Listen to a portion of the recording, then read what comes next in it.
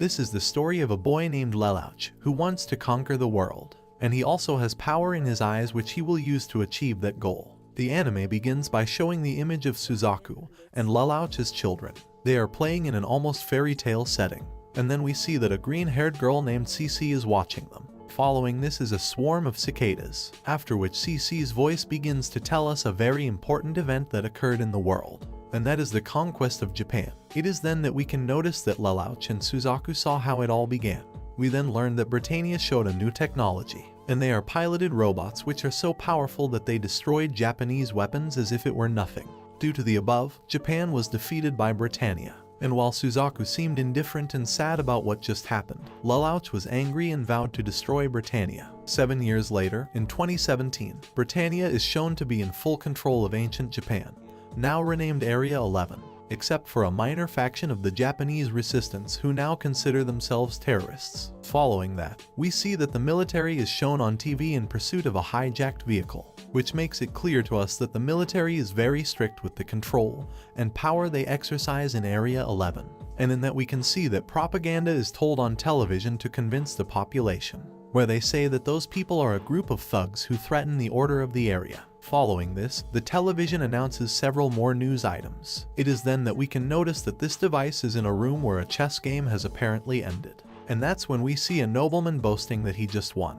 And at that moment, Lelouch and his friend Rivals enter the room, and Lelouch claims he can change the situation at the chess table in less than 9 minutes. Following this, he begins his game by moving the king, and uses his wit to foreshadow a crucial point ahead. And in a scene change, we see that at Ashford Academy, Millie, Nina, and Shirley are discussing Lelouch's gaming habits, and Shirley very much disapproves. And when Millie hears this, she mocks Shirley for her affection for him. And in a change of scene, the series focuses its attention on the criminals who are being persecuted by the military. You know, the same thing we saw on the news before. There is then an argument between the kidnappers, Nagata and Callan, where Nagata laments the fact that his comrades were persecuted for not following the established plan.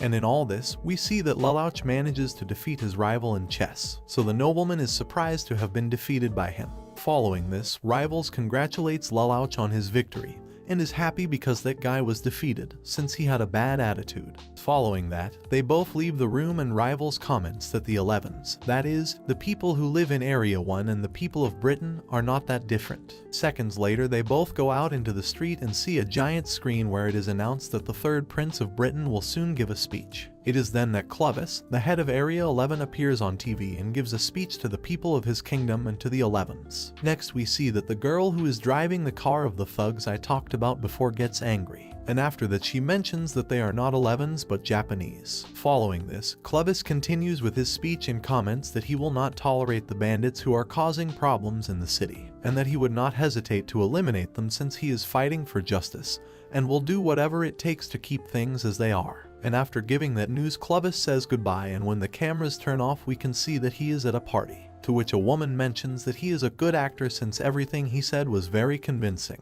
Next, a soldier appears and informs him that something serious has happened. Apparently some thugs have stolen something important, and when Clovis finds out about this, he orders all of the Nightmare pilots to recover the lost cargo that is now in the hands of the criminals. Following the order, we see some people named Jeremiah and Valletta enter their nightmares, and along the way, Rivals accidentally gets in the way of the bandits, causing their vehicle to crash. People gather around, but much to Lelouch's chagrin, they are more interested in blaming and gawking at the incident than in helping, which leads him to go and assess the situation. And while inspecting the accident, he hears a voice, but then he is thrown into the back of the truck. It is then that Nagata puts the vehicle in reverse to try to escape, since he realized that the British military was following them. And when Callan sees that, she assures that they will be fine, since that is the reason why she is there. Next, she moves towards the back of the truck, and the driver, who is hidden, notices that the woman looks familiar. And after this, Callan uses a Glasgow to facilitate her escape. So Lelouch realizes that they are dangerous bandits and that he is trapped with them in the truck. And following this, we see that Callan is able to destroy most of the helicopters chasing them. However, Jeremiah shows up in his Sutherland and easily outclasses Callan and her Glasgow. Afterwards, Nagata tells her to split up since they can't capture them, since if that happens the mission will have failed. Following that, Valletta appears and wounds Nagata while Callan expels Glasgow's arm to escape from Jeremiah. And meanwhile, Earl Lloyd Asplund is seen with Bartley, who deduces that the mission of the military is to track the bandits to their hiding place and exterminate them. And apparently the person who realized this was a blue-haired girl named Cecile Krumi. Following this, she offers her help. It is then that Cecile asks Bartley what the criminals have stolen, to which he replies that the terrorists have captured a poison gas capsule that can be used as a weapon against the British Army. And in a change of scene, we see that the enemy army sends soldiers, whom it calls honorary British, to recover that shipment. Seconds later, we can notice Nagata, who is seriously injured from Valletta's previous attack, and for that reason he runs towards a ditch that prevents the truck from moving. It is at that moment that we discover that Suzaku, the friend of Lelouch we saw at the beginning, is among the honorary British, and not long after he finds the vehicle and confronts Lelouch, and since the latter did not know what exactly was happening, he mistakes him for a bandit. However, Suzaku soon recognizes Lelouch and reveals his identity. Seconds later, Nagata opens the capsule, to which Suzaku quickly puts his own gas mask on Lelouch's face. The capsule opens and instead of gas, as Suzaku expected, a green-haired girl named Cici appears, which was contained within that shipment that the bandits stole. And before the characters can get answers, Suzaku's superiors come and tell him not to question the order they were given and to shoot Lelouch. And when he refuses, they quickly shoot him in the back. On the other hand, Nagata, in his last moments, explodes the truck, which gives Lelouch and Cici the opportunity to escape. And meanwhile, Clovis, believing that the criminals are still alive, makes a bloodthirsty decision and orders the purge of the entire Shinjuku ghetto. It is then that young people and the elderly are murdered indiscriminately in this massacre. And just when they seem to have evaded detection by the enemy army, his phone rings and gives him away. And when the royal guard is about to kill him, Cici jumps forward and is shot in the forehead. It is at that moment that Lelouch realizes that his death is imminent, and before leaving for the other side he thinks of his sister Nunnally. And suddenly Cici takes him by the hand and proposes a contract that would allow him to live and give him the power of kings. He accepts and stands up, reinvigorated, ordering his pursuers to take their own lives. And when they hear that order they do so with a smile, which obviously gives us to understand that Lelouch has an ability that is too strong and somewhat terrifying. Following this, he observes that scene and is stunned by its strength, and he realizes that he now has a tool to fulfill his goal of conquering the world and destroying Britain. A moment later, we see that Lelouch is in the warehouse where that massacre just occurred, and we can tell that he is bewildered by his newly acquired power, which he has received from the mysterious young woman, and reflects on what to do with it. However, he is interrupted by an explosion caused by a Sutherland entering. And in that we see that Valletta, who pilots the Sutherland, finds the corpses that belong to the Royal Guard, and he wonders what just happened before finding Lelouch alone. It is at that moment that she asks him why he is there, but does not receive an answer. Following that, he tries to use his Geist to force her to leave Sutherland, but he soon realizes that his ability requires eye contact to work. And because of this, Lelouch claims to be a nobleman, and because it is very convincing, she gets off her robot. It is then that Lelouch can use his Geist and forces her to hand over the Nightmare activation key.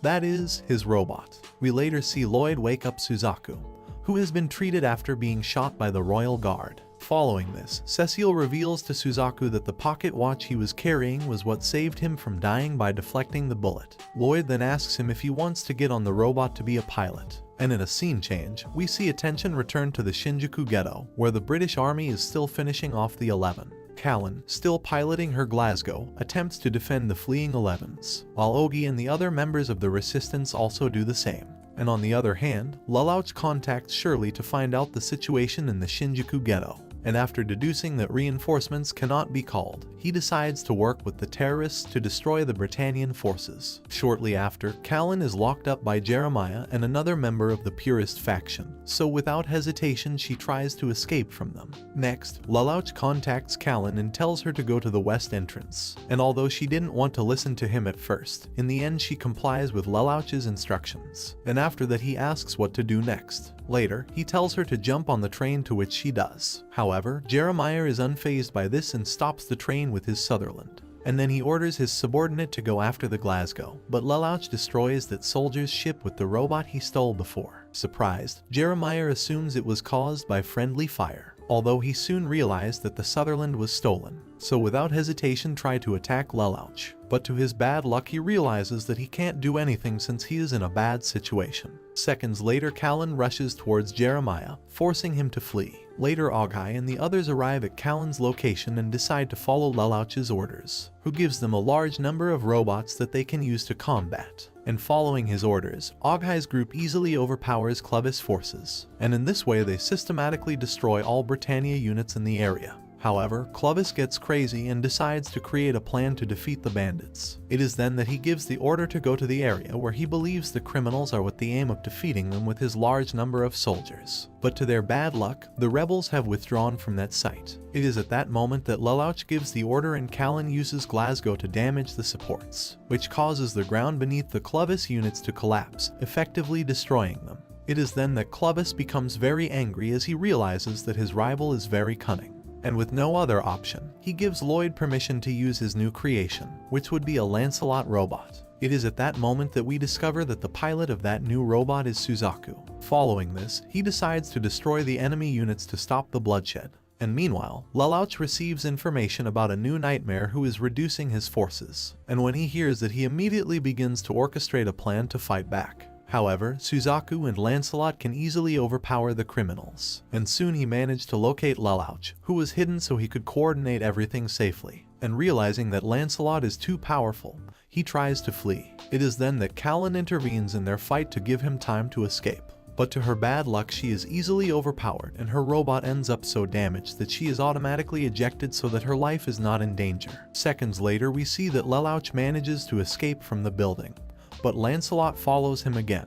It is at this point that he shoots at buildings in an attempt to harm his pursuer, but Suzaku easily dodges them. However, that boy notices that a woman and her son are falling and decides to abandon the chase to save them. Later, we see that near the G1 base in Clovis, Lelouch uses a British soldier disguise to infiltrate. Following this, he uses his G so that a soldier allows him to advance in a restricted area of the base. And on the other hand, Callan meets Ogi and the others in a warehouse full of 11s to hide from the military. Ogi and Callan discuss the mysterious voice that was giving orders and wonder why the person doesn't respond when they try to contact him. However, they are shocked when the British army locates their whereabouts and prepares to shoot them. And before the order is given, Clovis calls a ceasefire, allowing Callan and company to save themselves. Meanwhile, inside base G1, it is revealed that Lelouch reached Clovis' position, and he was the one who threatened the Sovereign to order him to tell his troops to stop fighting. Following this, Clovis jokingly asks his masked gunman what they should do next, mentioning a game of chess. And far from feeling provoked, Lelouch states that they used to play chess together when they were both young, adding that they did it when they were in a place called Ares Villas. And all of the above makes Clovis confused, since only members of the imperial family know about that place. Later, Lelouch reveals to Clovis that he is a prince of Britannia, and that his full name is Lelouch vi Britannia. And when Clovis hears this, he is surprised since it is assumed that Lelouch had died a long time ago, to which Lelouch tells him that he is there to change everything. Not long after, we see a scene of the Shinjuku ghetto, which is badly damaged. Following this, two unknown soldiers are heard expressing their confusion and concern about the ceasefire order, which was previously broadcast by Clovis, as Callan, Ogi, and many others are seen being led away from the battle zone. And then those same two soldiers realize that Clovis has been left alone at base G1. And in a scene change, we see that Lelouch is pointing a gun at Clovis. It is there that he speaks as if he is happy to discover that he was not killed when Britannia invaded Japan. And he even goes so far as to suggest that the two should return to Britannia. However, this is not an option for Lelouch, since he doesn't want to be used as a tool for political purposes and tells Clovis so. Next, Lelouch begins to explain the events of his mother's death, and in a scene change, a flashback is shown of the day Marion died, and it seems that Nunnally, his little sister, personally witnessed the tragedy. Following this, Lelouch comments that he is aware that the royal family had something to do with it, adding that they made it appear that said crime was caused by the rebels when the reality is different. And already returning to the present, Clovis frantically denied that he had been involved in the matter. It is at that moment that Lelouch uses his Gs to force Clovis to tell him the truth about that event. Unfortunately, Clovis doesn't know much and can only tell him to ask Prince Shizel or Princess Cornelia, since they know more than him. And when Lelouch realizes this, he decides to leave Clovis alone, although only for a few seconds, since after that he pulls the trigger of his gun and kills it.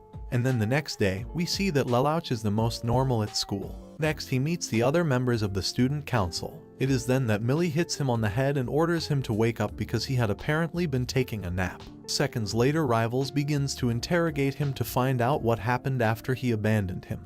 but Millie interrupts them before Lelouch can respond. And after that, she tells them that they must concentrate, since they must discuss the student council budget. And after a couple of jokes, Millie comments that Shirley is in shape, adding that he has a well-proportioned body. And when Shirley hears that, she calls her a pervert. Shortly after, Millie, Nina, Shirley, and Rivals meet some students watching the news about the previous day's events in the ghetto, and it is claimed that the bandits did in fact release the poisonous gas, but no other details are given. And then, Lelouch begins to reflect on why Britannia would be hiding some details. And in a scene change, a flashback is shown where we see him standing in front of Clovis with the gun in his hand, and it is confirmed that he eliminated him.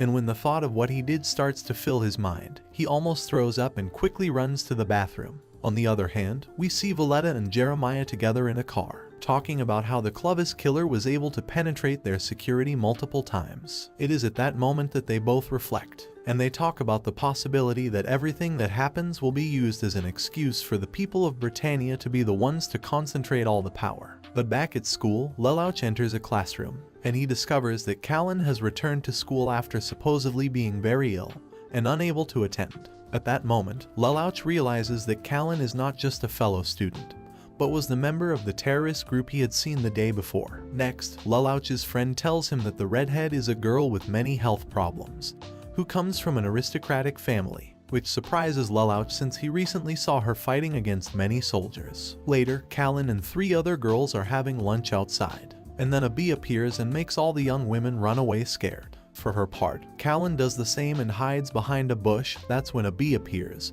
and she uses her reflexes to knock it down. And after that, she comments out loud that it is difficult to hide her abilities. And at that moment, Lelouch appears and uses his G's to confirm that Callan is indeed part of the group of bandits from the other time. Following this, he continues to question things and discovers that she is half Japanese and half British. And while he questions her, Shirley watches from a high window and becomes a little worried about that sequence. And after a few minutes, we can see that he is satisfied with the answers Callan provided and turns to leave. But he suddenly decides to use his G's on her again to make sure she doesn't tell anyone what happened.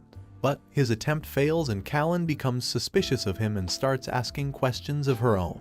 It is then that Lelouch does not know what to do, and luckily he is saved from this situation when Shirley shouts from above and urges them to go to class, and Lelouch uses that as an excuse and runs away frantically. And that night, Nunnally and Sayoko spend their time waiting for him to come home by folding paper cranes. And after a few minutes of waiting, Lelouch appears, and in a change of scene it changes and we see that Bartley is dissolving a research division, since he plans to move the division to Narita, because it was partly their fault that Clovis was left alone and they don't want to be discovered by the Emperor. And in the background you can see the same types of containers that held the green-haired girl captive, who we remember is called Cece. But returning to Lelouch, we can notice that he is having dinner with his younger sister. It is then that she expresses her wish for a kinder world, to which Lelouch starts thinking about the future and says that he wants to create a world where he can live happily with her. Following this, they both promise with their little fingers that they will never lie to each other. And the next day, he stands by a river and decides that he must learn all the ins and outs of his new power. And one of his teachers walks past him and tries to use his G's on the teacher. And he does it twice, and that's how he discovers that his power only works once on a person. And in a scene change we can see that Callan is talking to Ogi about the annoyances of high school, to which he advises her to stay at school while things calm down for them. Following that, they both immediately remember the mysterious guy who helped them the other time, to which the redhead suspects that it is Lelouch. Next, we discover that both he and Callan worry about their identities, since they fear that the other might do something about it. And after class, he approaches Callan and asks to speak to her privately. And when Shirley hears this, she is surprised since Lelouch never showed interest in the redhead. And in a change of scene, the series focuses its attention on Bartley, who is next to Prince Clovis's coffin. Following this, Jeremiah and some other nightmares attack the hearse and force Bartley to leave. But back to Lelouch, he and Callan enter the student council ballroom. But before they can speak, the other council members interrupt them to welcome Callan as a new member. Following that, Rivals brings a bottle of champagne, but when he tries to open it, Shirley tries to stop him. It is then that the bottle ends up in the hands of Lelouch, and due to the pushing, the cork flies off, and the drink ends up on Callan. While Callan is showering, he lends her his clothes to wear, and before Lelouch can leave, she asks him to bring her a small pink bag from a nearby counter, to which he readily accepts. But when he turns to look away and give her the bag, she grabs his wrist, and he pressures him to tell everything he knows about what happened in the Shinjuku ghetto. It's then that he plays dumb, and for that reason Callan takes out a hidden knife from the pink bag. Following this, a phone rings near the shower, to which Lelouch responds and then hands it to Callan, since the person on the other end of the line asked to speak to her. It's there that the guy on the phone introduces himself as Zero, and admits to being the guy who helped her the other time. And after the above, this Zero asks him to go to Tokyo Tower in 2 days. Following that, Callan is convinced that she was wrong when she said that Lelouch was the voice from the other time. And after a brief exchange of words to lighten the atmosphere, Lelouch sarcastically reminds her that he can see her naked. It is then that she realizes that this is true and is ashamed and closes the curtain. And for his part, he leaves the bathroom. Following this, we discovered that the person on the other end of the phone was a girl named Sayako. Whoever did all that under the influence of Jis, that is, the power of Lelouch. And later, he and Callan walk together talking about student council duties. And then they enter a room where the news is playing. It is at that moment that they both hear that Clovis was executed and that the culprit has been found. And after announcing that, he comments that the person responsible is Suzaku, Lelouch's childhood friend.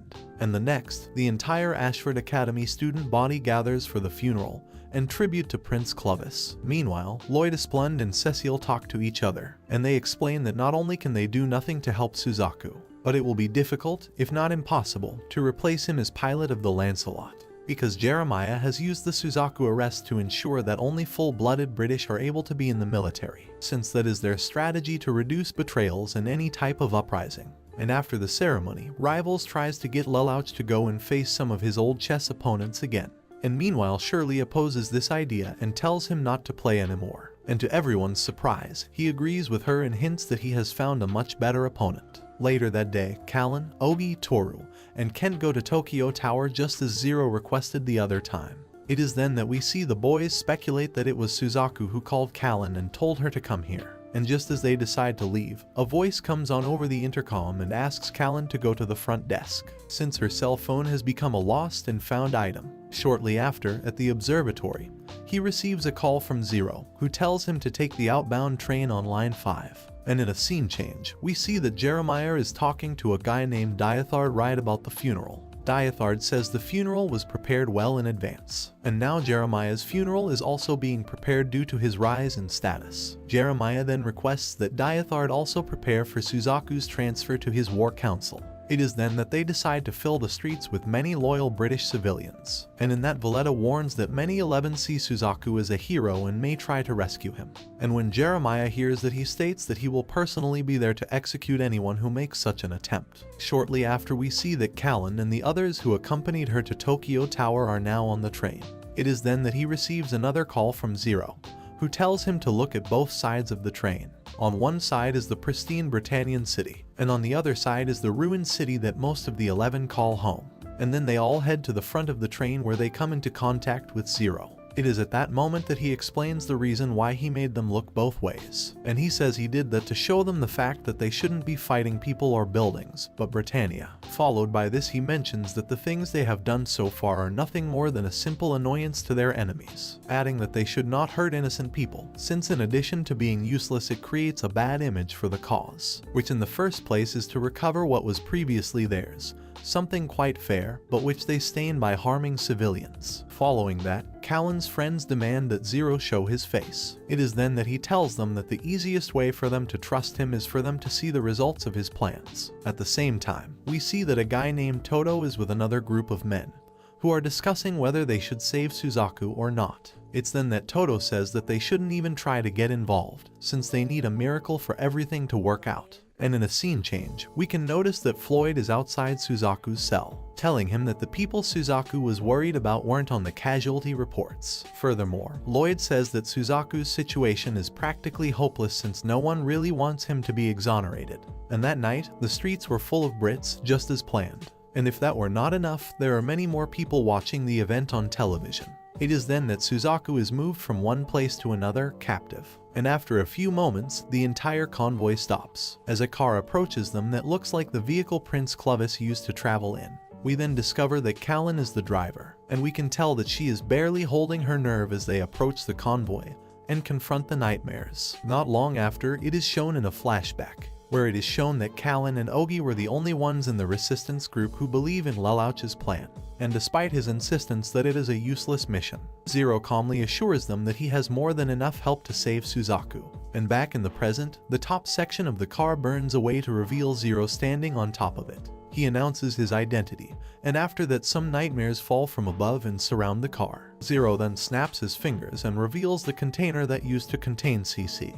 And since everyone believes it contains poisonous gas, Zero uses it as leverage to hold all the British on the road hostage. And for that reason, no reporter is willing to get close enough to Zero to get a good shot of him. So Diathard grabs a camera and runs out onto the road to do it himself. And back on the road, Zero proposes swapping gasoline for Suzaku, but Jeremiah flatly refuses. Minutes later, Zero proclaims to everyone's astonishment that he was the one who killed Clovis. It is then that all the nightmares raise their weapons and prepare to fire. However, Zero gets a little closer to Jeremiah and threatens to reveal information about something called Orange. No one knows what that is, but everyone assumes it's some kind of scandal. And now that Zero is closer, he opens a slot in his mask to reveal Lelouch's eye, which in turn allows him the ability to use his Jis. And that way he has the opportunity to control Jeremiah. And as you can imagine, he orders him to do everything possible to free Suzaku and help them escape. Following that, Jeremiah fulfills the order and frees Suzaku,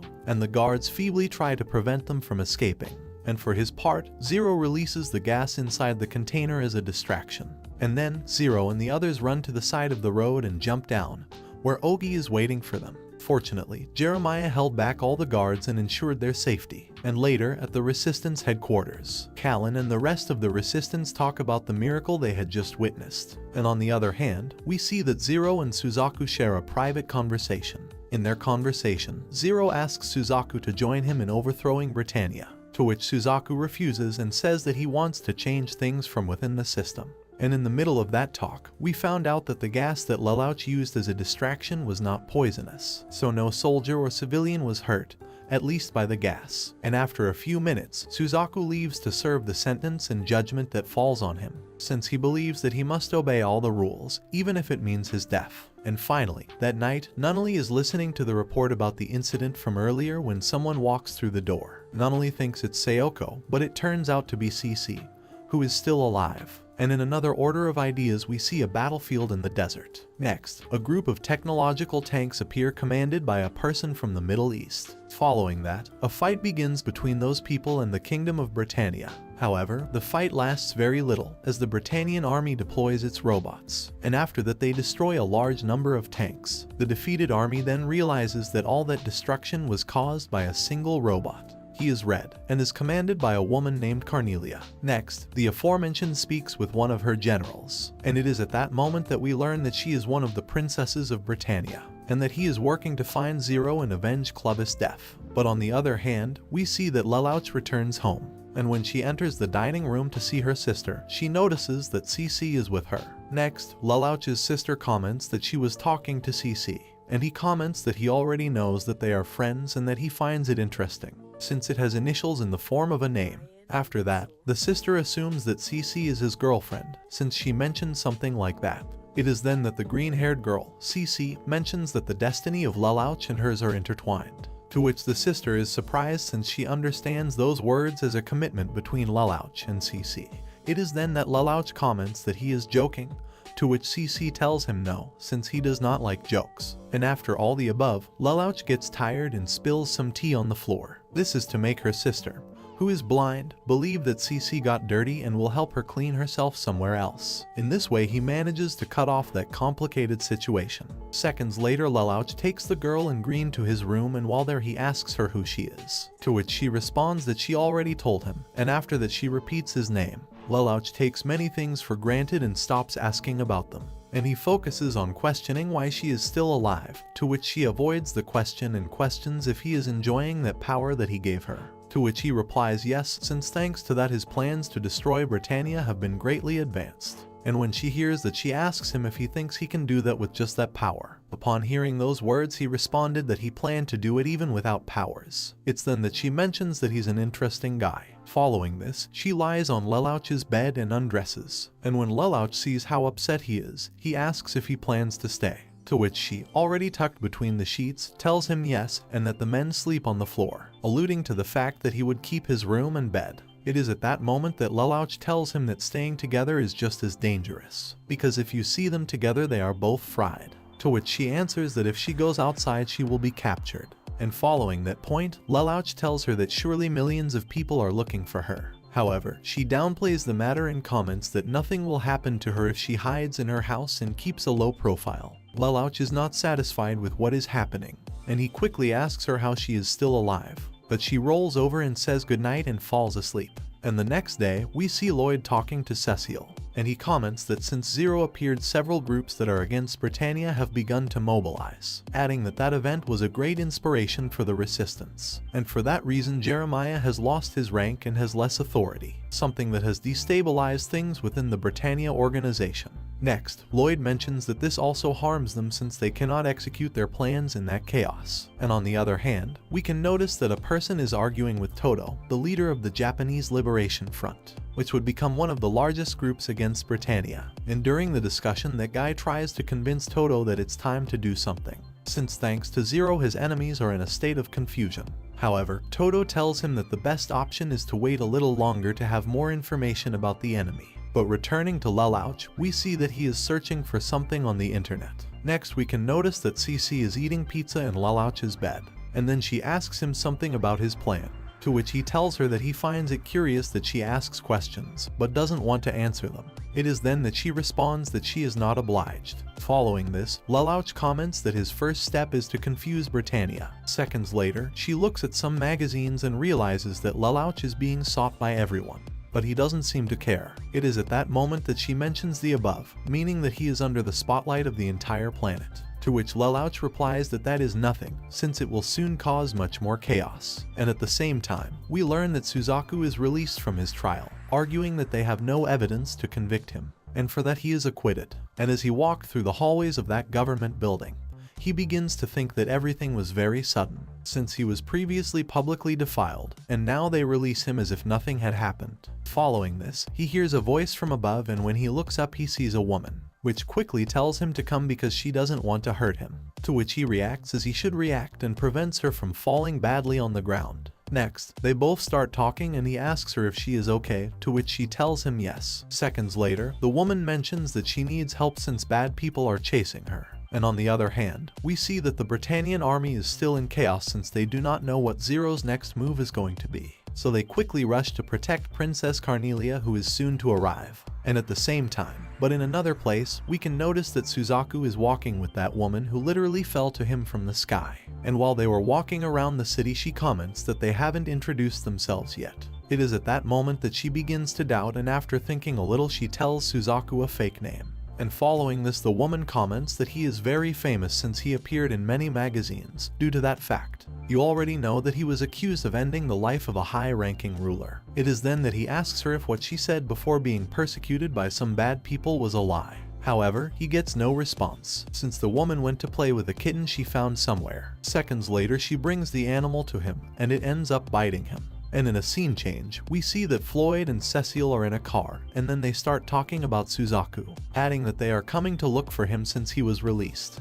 It is then that Cecile mentions that this is incredible, to which he quickly responds that this is due to what happened with Zero. And while they were both talking about that, they see Suzaku walking down the street accompanied by people they know, so they are surprised. And in a scene change, we see that Suzaku sits with the reddish-haired girl. That's when she healed the little animal's leg, and she asks him if he likes cats, to which Suzaku answers yes. And while he said that he tried to pet the little bug, but it wouldn't let him, to which he finishes his sentence and mentions that he does like them but that it seems like a one-sided love. It is at that moment that she smiles and mentions that kind people are the ones who tend to have one-sided loves. And after all the above, the kitten, with its paw already healed, leaves. Later, Suzaku asks her why she lied to him and told him that they were chasing her. And when the woman heard that, she asked him if he was worried about her, to which he answers yes. It is then that she tells him that if that is the case, he should accompany her a little longer. And after this she gets up and takes Suzaku's arm and takes him somewhere else. Next we see a sequence where both walk through various places. A shopping center, then they buy something at a street stall and visit a busy place. And while they were doing that they were talking. That's when we discovered that she comes from Britannia. And what not until recently I was a high school student. Adding that that was his last day off, and since he had not left yet, he escaped to walk around Area 11. It is then that he mentions that perhaps she would have preferred to have other kinds of company. To which she tells him that quite the opposite, that she is happy that everything turned out that way. And in all this we can notice that Lloyd and Cecile dedicated themselves to following the couple.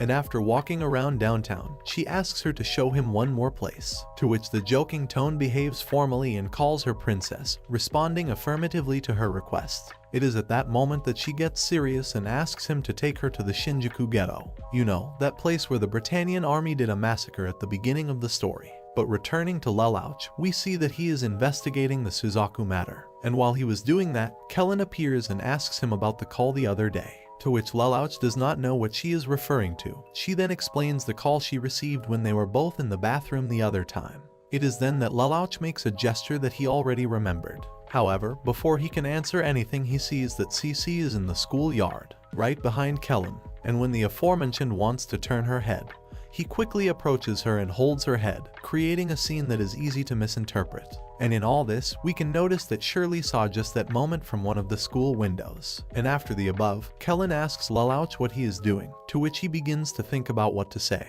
Later, Lelouch takes Cece to the roof of the place and scolds her for walking around the school as if nothing had happened. It is then that she tells him that as long as she does not leave the school territory, no one will catch her, so she can do whatever she wants. And when he hears that, he mentions that she is a stranger at school, to which Cece answers that she is a stranger wherever she goes. Next, she sees how a girl is writing something on the wall, so she asks him what he is doing.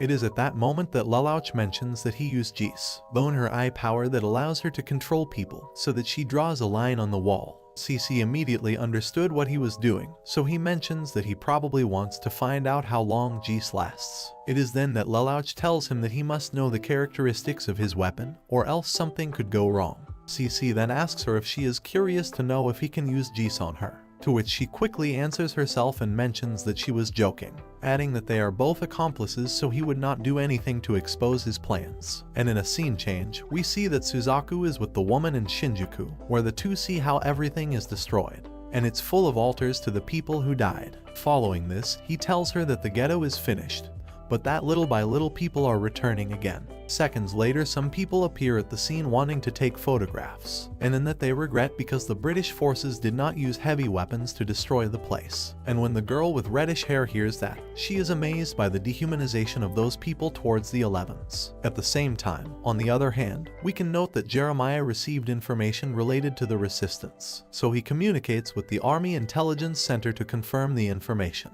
To which they tell him it's true, and when he hears that, he immediately calls for reinforcements to surround the Shinjuku ghetto. However, the people Jeremiah communicated with are plotting against him, and for that reason they did not communicate the request that he gave them.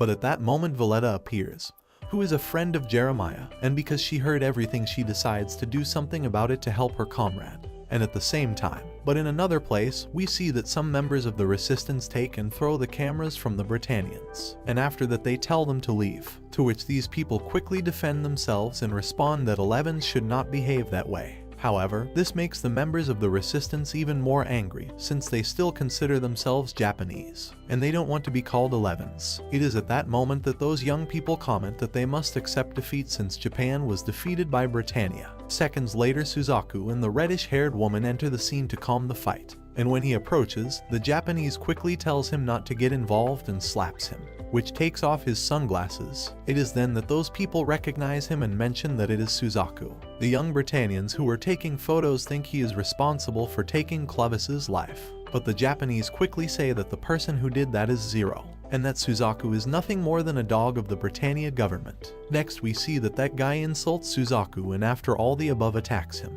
So without hesitation he defends himself and ends up leaving him on the ground. And after the above, Suzaku tells him that he has received training from the Britannia army, adding that they should not fight between comrades. And after that little fight the guys decide to leave, while calling him a traitor. Following this, the woman approaches and asks Suzaku if he is okay, To which he answers yes. However, those young people of Britannia begin to complain since the chamber was destroyed. And after that they tell him that he was very soft on the Japanese and that he should have eliminated them. Following this, they begin to unfairly insult Suzaku. And it is at that moment that the woman intervenes and slaps one of those guys. And he tells them that he will not allow them to treat him that way. Meanwhile, we see that Lelouch is with CC and he begins to tell everything he discovered about Jis. At the same time, she changes her clothes and puts on her signature white suit. Question that Lelouch comments that Jis allows him to control people, and he should make eye contact with them. Goggles are not a problem, and the maximum distance is 270 meters, adding that later and while the Jis is taking effect they have a notable lack of memory,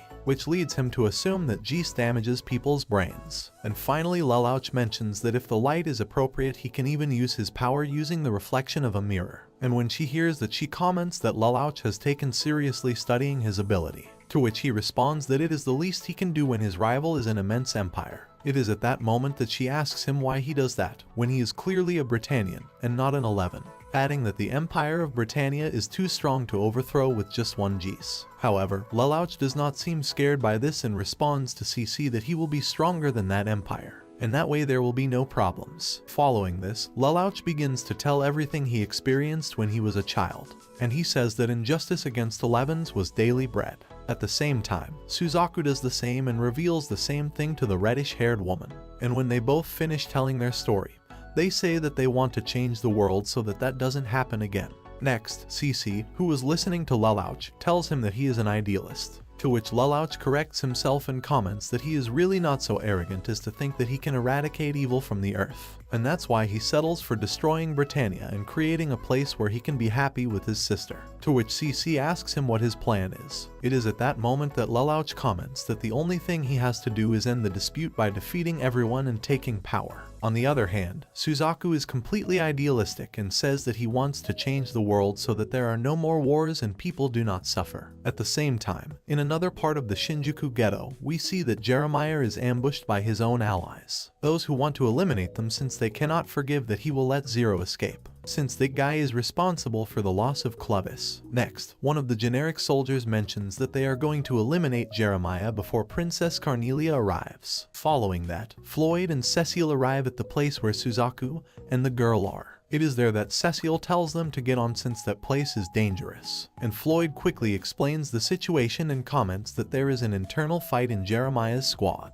and for that reason the ghetto will become a battlefield. However, Floyd doesn't miss the opportunity to get frisky, and with that in mind he tells the couple that they can then continue their date around the city. However, he doesn't get the expected reaction, since Suzaku is more interested in what is happening in the ghetto. And that's why he asks Floyd if that fight isn't a good opportunity to gather battle information for the robot Lancelot. It is then that the scientist is surprised by this and realizes that Suzaku has a good point. And after the above, he says goodbye to the reddish-haired woman and tells her that she must leave. She tries to stop him, but he insists and comments that with the Lancelot he will surely be able to stop that fight and prevent someone from getting hurt or dying. On the other hand, we see that Jeremiah duels with 4 elite soldiers, and because of his skill and experience he manages to resist. However, he does not abandon the right to mention that it is unfair that the fight is 1 against 4, to which his opponents tell him that because of this, when he is eliminated, his family will not bear any consequences, and he will also be seen as a hero for having the dignity to face his destiny. It is at that moment that Jeremiah realizes that they really want to eradicate him. So in an attempt to reason he tries to explain the situation. However, his former allies do not listen to reason and comment that the soldiers lie for the royal family of Britannia. And after saying that, they all attack at the same time with the aim of ending Jeremiah's life. Although to their bad luck, Suzaku appears driving the robot Lancelot and stops them. He then tells them to stop and that they should not fight among themselves since they are allies. It is then that everyone recognizes the robot and also realizes that it is Suzaku. And without wasting a second they ask him what he wants and why they sent him, adding that if you want to intervene, do so, but they will eradicate you if you try. And when he hears that, he does not hesitate to take out his weapons, which would be laser katanas. Next, we see that one of the soldiers recognizes those swords and is surprised, since their robots do not have that yet. And despite the above, the soldiers do not hesitate to attack, to which Suzaku is surprised and angry that he must face his allies. After this, he confronts those soldiers. Meanwhile, we see that Jeremiah can't believe he's going to be saved by Suzaku. Following that, Valletta appears to help the cause, and in this way things become even and the battle becomes very tense. Everything seemed to indicate that things were going to end. But no, it's not over yet, since one of those recruits plans to give everything to complete his mission and eradicate Jeremiah, even if it means losing your life. It is then that that guy throws a grenade that launches projectiles similar to those of a machine gun. And in the middle of that, the reddish-haired girl from before appears and tries to do something. And when Suzaku realizes that she entered the battlefield, he quickly uses a protective shield to prevent her from getting hurt. After the above, Suzaku's wife and friend puts herself in the middle of the warriors and orders them to stop. It is at this moment that we discover that she is the third princess of Britannia, Euphemia Lie Britannia. And when Suzaku hears the above, he can't believe it. We then see that Cecile asks Floyd if he already knew that, to which he answers yes, explaining that Euphemia rarely appeared in public as she wanted to have a normal life as a high school student. And on the other hand, we see that all the soldiers kneel before her and say that they are sorry for everything that has happened. For his part, Suzaku does the same, and apologizes for not realizing where it came from, to which she doesn't say anything about it. And instead, she asks him to help her improve the situation in Area 11 so that no one else loses their loved ones. Shortly after, we see Princess Cornelia arrive at Area 11, and when he finds out everything that happened, he scolds Euphemia and tells her not to be reckless. A couple of minutes later, she asks a high-ranking soldier if he has any new information on Zero. And the next day, Lelouch is surprised to see that Suzaku has transferred to his school, and is also in his same classroom. On the other hand, in a scene change, we see that the series shows us a mysterious place illuminated by sunlight. We can assume that that place is a kind of secret and mysterious place. And just then a soldier of the Empire climbs a flight of stairs and informs the Emperor that the remains of Prince Clovis have arrived. Without much concern in his voice, the Emperor informs the man that he was somehow conversing with Clovis. Obviously, the soldier does not understand what the Emperor is referring to. And without giving much explanation, the monarch says that they must hurry up and implement the plan they have been working on. And in a change of scene, we can notice that the series now focuses its attention on Ashford Academy, where many of the students are gossiping about the recent arrival of Suzaku, the 11s and alleged members of the resistance, since a few weeks ago he was accused of the loss of Prince Clovis. And as expected, that is something that the population will not easily forget. Because of this, many question why he is there, to which some comment that he is surely innocent, since the school would not accept a delinquent. And in that we see that Nina Einstein seems to be particularly upset by Suzaku's arrival, while Shirley, one of Lelouch's friends, wants to meet him. And for his part, Lelouch stands up to leave the class, and while he has Suzaku's attention, he gives a little tug on the collar of his jacket as a secret signal, which we can assume they created when they were children. This way they both know to meet on the roof later. And later, Suzaku goes to meet Lelouch, who expresses his gratitude to Suzaku for saving his life earlier. Suzaku claims that he was just returning a favor from 7 years ago and asks what happened to the girl who came out of the capsule. And when Lelouch hears that question, he answers with a lie, and he tells her that they got separated during the chase. Suzaku asks what he should call him from now on. And it is at that moment that he explains that Lelouch Vi Britannia died when the invasion took place. So now he calls himself Lelouch Lamperouge. And then Suzaku explains how Euphemia arranged for Suzaku to attend school, because she believed that's where a 17-year-old should be. And after the above, in a scene change, we can notice that Euphemia is examining the work of art made by Prince Clovis. And among the artwork is an old photo of Lelouch, Nunnally and Marion, to which she comments that her brother used very gentle colors and she can tell that his personality was the same. And on the other hand, we see that a commander of the Britannian army finds the location of a group that opposes them. So he immediately sends that information to Cornelia's squad. We next see that Cornelia is leading the charge. And finally, she sets out alone to find Zero and finish off the rest of those who were fighting. At the same time, and returning to Lelouch, we see that he is at home. It is then that he, Sayoko, and Nunnally talk for a brief moment, until Lelouch tells Nunnally that he has a special gift for her. And seconds later, Suzaku silently enters and takes Nunnally's hand, and she immediately recognizes who he is. The three old friends spend the night catching up. And then, Lelouch decides to clean the dishes, and after that he goes to the kitchen where he meets Cece, which was observing everything, and asks him if it is wise to have Suzaku so close or not. And when he notices her concern, Lelouch calms her down, and he tells him that Suzaku is his friend, And in a scene change, we see that Guilford is freeing Jeremiah from his cell, claiming that the courts could not find any valid reason to lock him up. However, Jeremiah is demoted 3 ranks for letting Zero escape.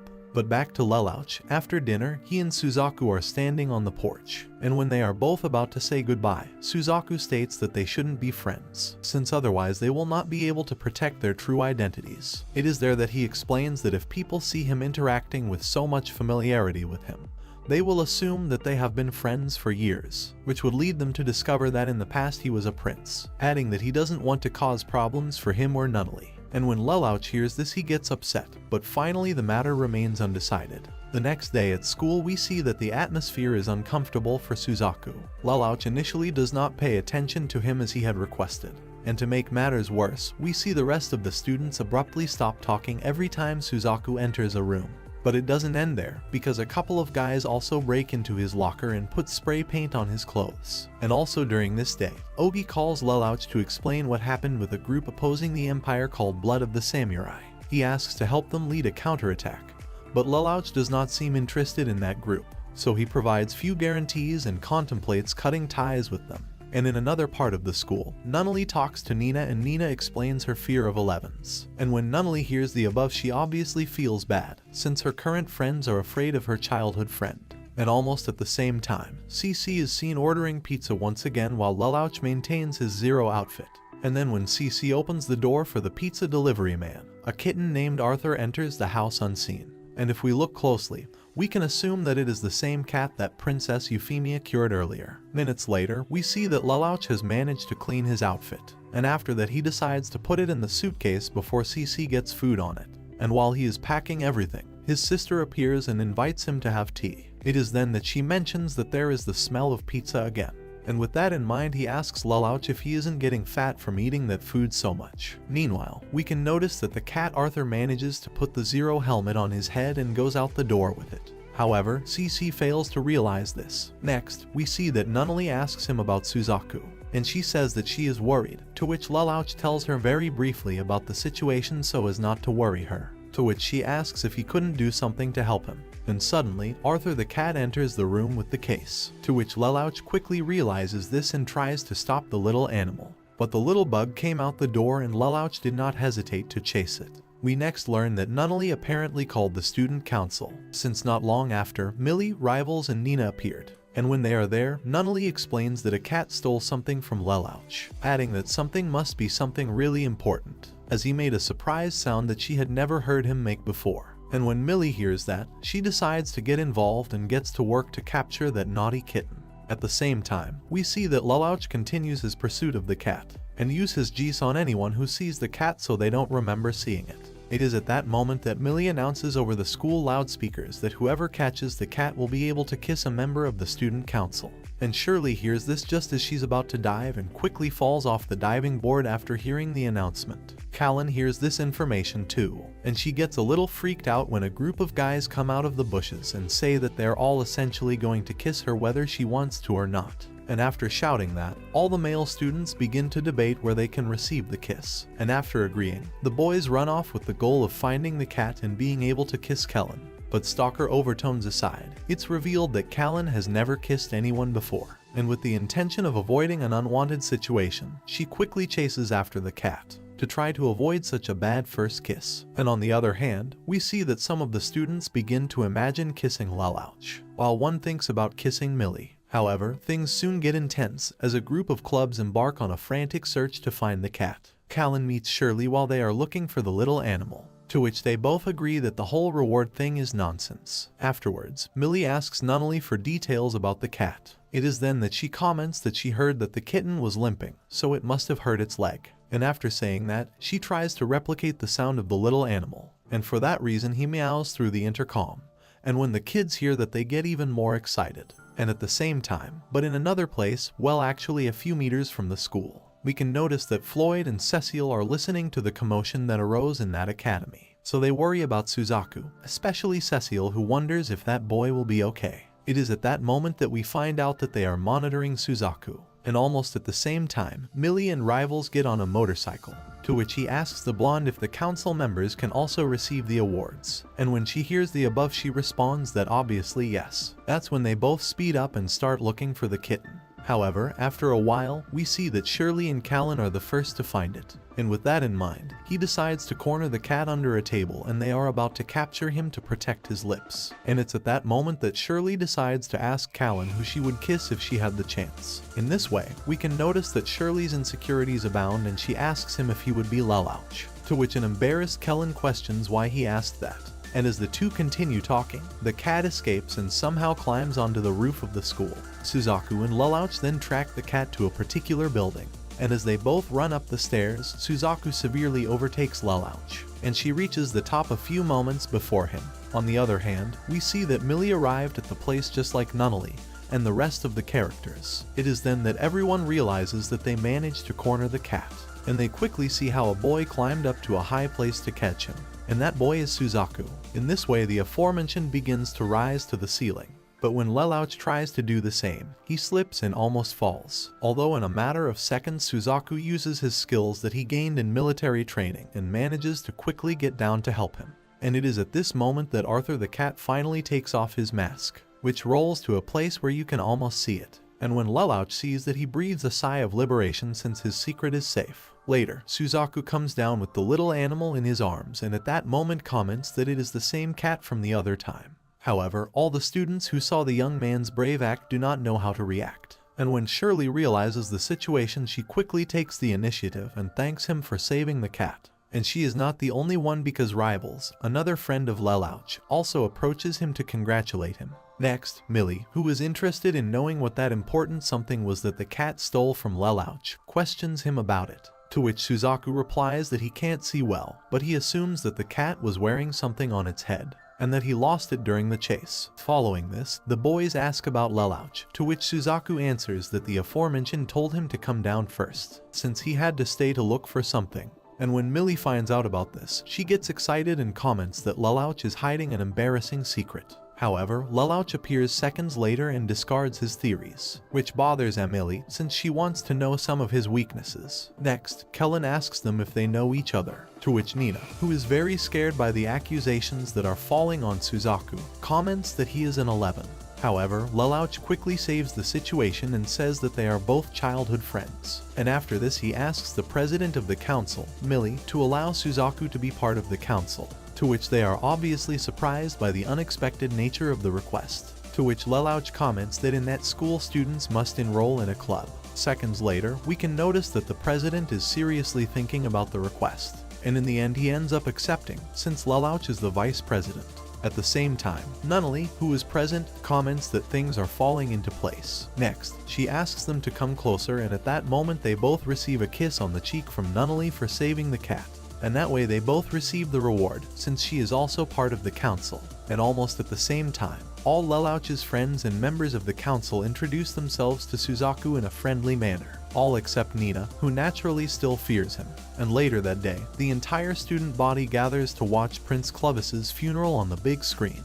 The Emperor then gives a moving but incredibly exclusive speech to conclude the funeral, and as expected, Lelouch and Suzaku listen to that speech angrily. Seconds later, we can notice that Cece also listens to that speech and realizes that the Emperor is Lelouch's objective. Shortly after, the series shows us a flashback to 8 years ago, and we can see Lelouch as a child, who is entering the throne room where his father is waiting to have an audience with him. And as Lelouch advances towards the Emperor, the whispering voices of nobles can be heard discussing the recent death of Marion VI Britannia. And after a few moments, Lelouch finally confronts Charles, the Emperor, and tries to bring up the subject of his mother's death. However, Charles doesn't care about his death at all and angrily informs Lelouch that he is worthless. And for that reason, along with Nunnally, they will be sent to Japan as bargaining chips. And back in the present, Lloyd shows the Lancelot to Cornelia, and she promotes Suzaku to non-commissioned officer due to his recent success. Meanwhile, Suzaku is doing his homework while Cecile watches. She then tells him that she was a little worried about him going to high school with so many people from Britain. And Suzaku agrees, adding that at first he feared being excluded, but thanks to Lelouch that never really happened. Following this, Ella gives him a rice ball filled with jam, and then Lloyd comes in and tells everyone that they are done for the day. And at Ashford Academy, Shirley and Callan are setting up Arthur's cat house in the club room. That's when Shirley starts asking some probing questions, and after a few minutes he finally asks if Callan is dating Lelouch. And when Callan hears the above, she tries to deny it, but Shirley just refuses to believe it and blows everything out of proportion. While the two talk about love, we can notice that Millie is in the principal's office on a call with her mother. It is at this moment that she discovers that she has been put into an arranged marriage to regain some of her family's former prestige. And on the other hand, outside the school walls, British forces have surrounded the Saitama ghetto, and we soon learn that Cornelia has organized this attack to create conditions similar to those in Shinjuku. And this he does in hopes of drawing Zero out of hiding and trapping him. In fact, that princess is so determined to provoke Lelouch that her time of attack was even broadcast on the news. Although as expected, Lelouch knows that it is a trap but decides to go to Saitama anyway. However, CC doesn't like this idea because she wants him to stay alive, and if he goes there things could get complicated. She even points a gun at him. It is then that he tells him that he does not plan to kill him. Instead, he will shoot him in the leg to stop him from getting into dangerous situations. And in response, he pulls out his own gun and points it at himself, proclaiming that without purpose he is already dead. This convinces CC and she lets him go. And at the same time, the Saitama ghetto ambush begins and the British army begins to shoot at civilians. And when the battle begins, Jeremiah and his squad are not allowed to participate, since the recent incident has called into question his loyalty. And on the other hand, we can notice that Lelouch assumes an identity as a soldier and manages to take over an enemy nightmare. And at the same time, he contacts the Yamato Alliance and unites them to his cause. As Britannia's soldiers continue to sweep the area, the resistance positions themselves to intercept and destroy them. And the battle begins to go well for Lelouch. But before it gets out of control, Cornelia pushes everyone back and ends the confrontation. Next, Lelouch decides to join the retreating units to approach Cornelia. It is at this moment that we see that both commanders are very confident in their chances of victory. And not long after, back at Ashford Academy, Suzaku and Shirley start talking about Lelouch. And during the conversation she explains how she slowly fell in love with him. And for that reason Suzaku tries to help her by calling Lelouch with the intention of asking him how he feels about Shirley. However, she doesn't like this idea and forces him to hang up before she can talk to him. It is at that moment that they both fight and Suzaku ends up landing on top of Shirley. But returning to Lelouch, we see that he manages to retreat successfully, and still continues infiltrating the enemy lines. Not to mention he's waiting in a Sutherland outside Cornelia's base of operations. Next, he tries to create some distractions using radar to keep Britain's robots away from a base, and in this way achieve his goal of stopping the next attack on the Saitama ghetto. But unfortunately none of his distractions work, and the members of the resistance and their allies are defeated. Meanwhile, Princess Cornelia, after securing her victory, orders all Nightmare to open their floodgates, since that way she wants to see who her soldiers are, to completely eliminate the possibility of there being an infiltrator. It is then that Lelouch curses Cornelia's intuition, and after this, we see that Lelouch panics, since they will obviously be able to catch it. But luckily, CC shows up dressed as Zero and everyone's attention is drawn to her. And when Lelouch realizes all of the above, he uses this opportunity to escape. And then he meets up with her later and complains that the conditions weren't fair enough for him to win. And after being reprimanded by CC, Lelouch promises to build a nation that will not lose to Britannia. And on the other hand, we see that Shirley, Millie and Nina are on a train heading out of the Tokyo settlement. And in that we discover something interesting. That is that she is worried, since it is the first time that Shirley has done it, which makes Millie try to bring up a common topic, so they talk about boys. And then when the train passes through a tunnel, Nina's xenophobia begins to get the best of her, so Millie calms down. And then the train passes by Mount Fuji, which has a large part destroyed and replaced by a glued metal structure. The train then heads to Lake Kawaguchi, where a hotel has been built. And meanwhile, elsewhere, Oga's resistance group arrives in a luxury-filled stowaway vehicle. It is then that they find Zero there, and he announces that this will be the hideout of his new organization, adding that all the things there are things that some corrupt aristocrats gave him. Following Kellen's resistance and Ogi, they realize that this lair has a second floor and a television. It is at that moment that one of them sits down, grabs the remote control and turns on the TV. And when they turn their attention to the screen, they discover on the news that another anti-Britannia group, called the Japan Liberation Front, has taken hostages in a hotel. However, in reality the people who did that are defectors from the aforementioned group, and that faction is led by a guy by the name of Kusakabe.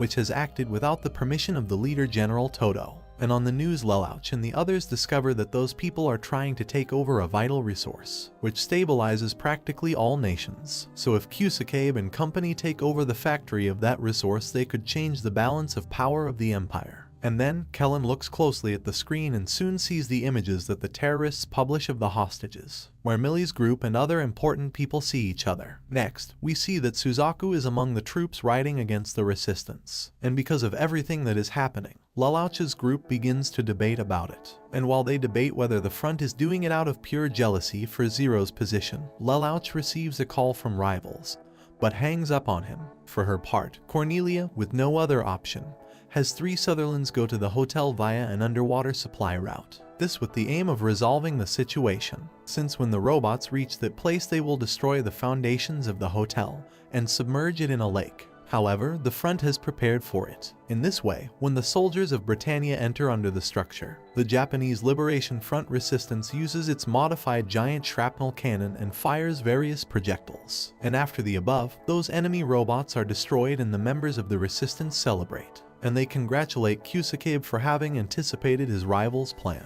Next, we see that Cornelia receives the news that Princess Euphemia is among the hostages, but they assume that the aforementioned was not yet recognized, since if that were the case, her opponents would without hesitation use her as a currency to negotiate.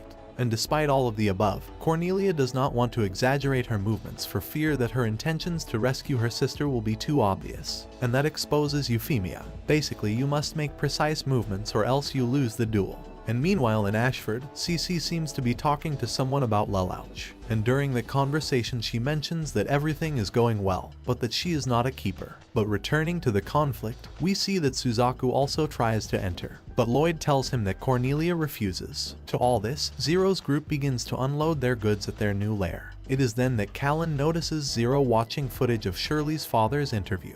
He thinks they aren't ready to intervene yet, but they can't sit back, and he believes Cornelia will kill them eventually. And followed by this, he says this to Callan. Seconds later, Ogi enters with some boxes full of black uniforms, and after talking about it he comments that those clothes are pretty cool, but since they are a resistance they shouldn't use them. To which Lelouch quickly says that they are not a resistance, but rather they are knights who fight for what is just. And despite Cornelia's orders, Cecile prepares Suzaku on Lancelot.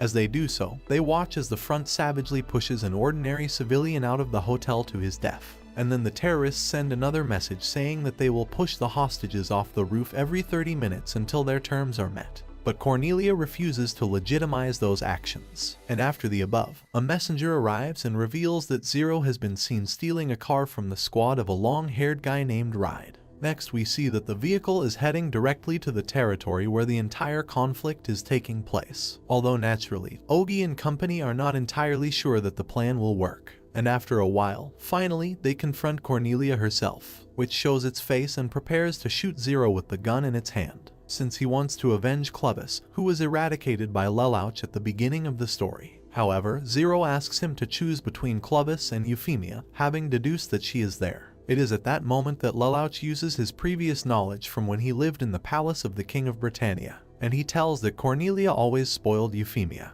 and because he knows her combative personality, he finds it strange that she hasn't done anything yet, which led him to assume that perhaps this is due to Euphemia, who is among the hostages. He then tells Cornelia that he plans to save Euphemia and Cornelia lets him go. And after this, Lelouch's group drives directly across a bridge and passes through the door of the hotel. And at that moment Zero has doubts about how Kusakabe's squad will see him, whether as an ally or an enemy. However, he has one certainty, and that is that things will surely get interesting.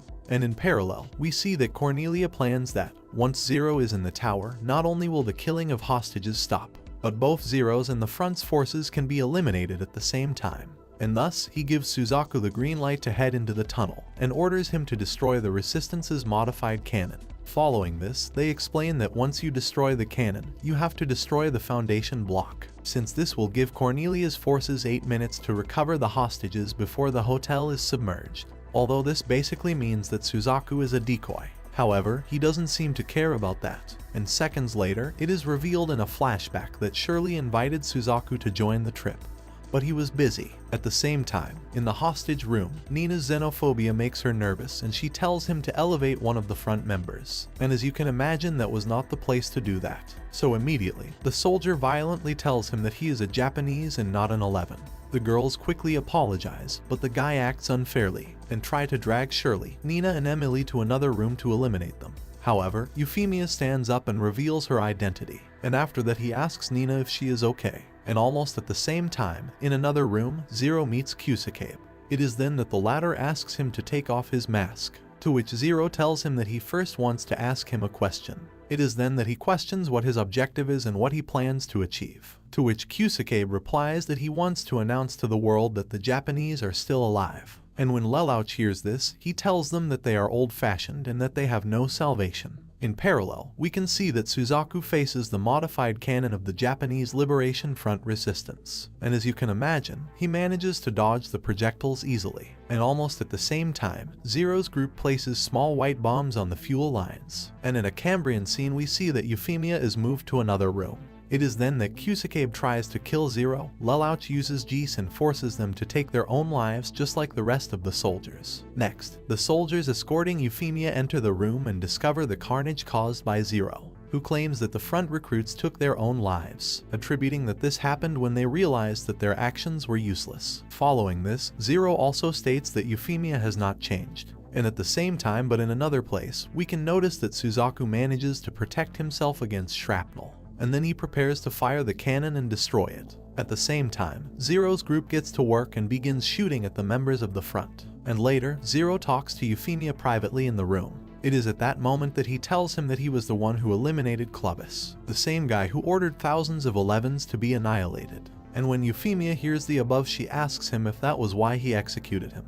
To which Lelouch tells him no, he did it because Clovis is the son of the Emperor of Britannia. And after saying that, he pulls out a gun and prepares to take her life. At the same time, Suzaku manages to destroy the front's modified cannon and proceeds to carry out the plan, destroying the foundation block. He and Zero see each other briefly before Zero sets off the explosives, which makes Suzaku rush to try and save the survivors. And then when the hotel collapses, Suzaku gets very upset and says that once again he couldn't save the people. However, at that moment Zero suddenly appears on a boat with all the hostages including Euphemia, who are perfectly safe. It is then that it is seen that Lelouch intends to return them. However, Cornelia realizes that this is a way to prevent him from being attacked. And then, Zero reveals his group, all of whom also wear masks. And we can notice that they are all wearing the black suits he gave them earlier. He then introduces his group to the world, saying that they call themselves the Black Knights. At the same time, we see that Ride's squadron, which is tasked with broadcasting the Empire's announcements, is interrupted and its signal stolen.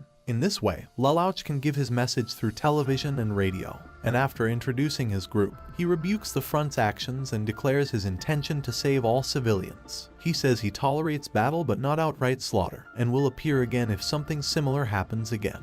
And in the middle of the above, we can see that Callan wonders what Zero is thinking. Next, Lelouch calls on the strong to be afraid and the weak to join them, since now the Black Knights are the judges of this world. And 2 weeks after the previous incident, we see that Callan is in her room, wearing only her bottom underwear, and out of exhaustion he has collapsed on his bed. Next, she hears something break outside her room and goes to see what it is. And he finds a maid who fell off a ladder and broke a chandelier. That's when she tells him to clean it up. Following this, the maid asks her how school is for her, to which Callan rebukes the comment and goes back to her bedroom. And then he breaks down and asks the maid, who is revealed to be his own mother, to leave on her own. And on the other side of town, we can notice that a couple of men started loading boxes onto a truck. It is at that moment that we learn that they intend to steal supplies that were intended for the refugees. However, they decided to divert the course of the materials, with the aim of making profits behind Cornelia's back. But what they don't know is that the Black Knights are outside. Seconds later, Lelouch and company proceed to break into the room and murder all those subjects. And the next day, Callan falls asleep in class and accidentally says the Black Knights in front of the entire class. And then Shirley and Rivals talk to her about it, and the latter tells her that she should get advice from Lelouch. At the same time, we see that Cornelia begins to strengthen her troops as a result of what has happened. And she not only plans to end the resistance, but also punish the 11 if they try to do anything to harm the Empire. However, he also decides to let the Black Knights roam free for a while to save Euphemia's life. and she tells him to stay out of danger while she herself goes to negotiate with the leaders of the EU.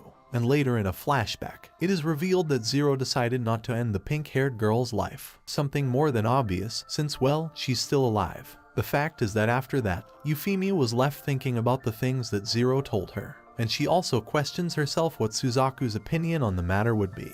And meanwhile, in another part of the city, Callan arrives at a student council meeting. It is then that he discovers that Millie, Suzaku, Shirley and rivals have tied Lelouch to a chair. All this to try to dress him in a ridiculous cat costume for Arthur's welcome party. And the most interesting thing is that he also has a suit for Callan. It is later revealed that, due to the hotel incident, the three girls have been harassed by both students and reporters to the point that they cannot leave the school. Next, we see that Millie wants all the council members to stay with them at school, since he needs the support of his friends, adding that if necessary everyone should die together. And when Rivals hears that, he comments that Millie's words are somewhat dark.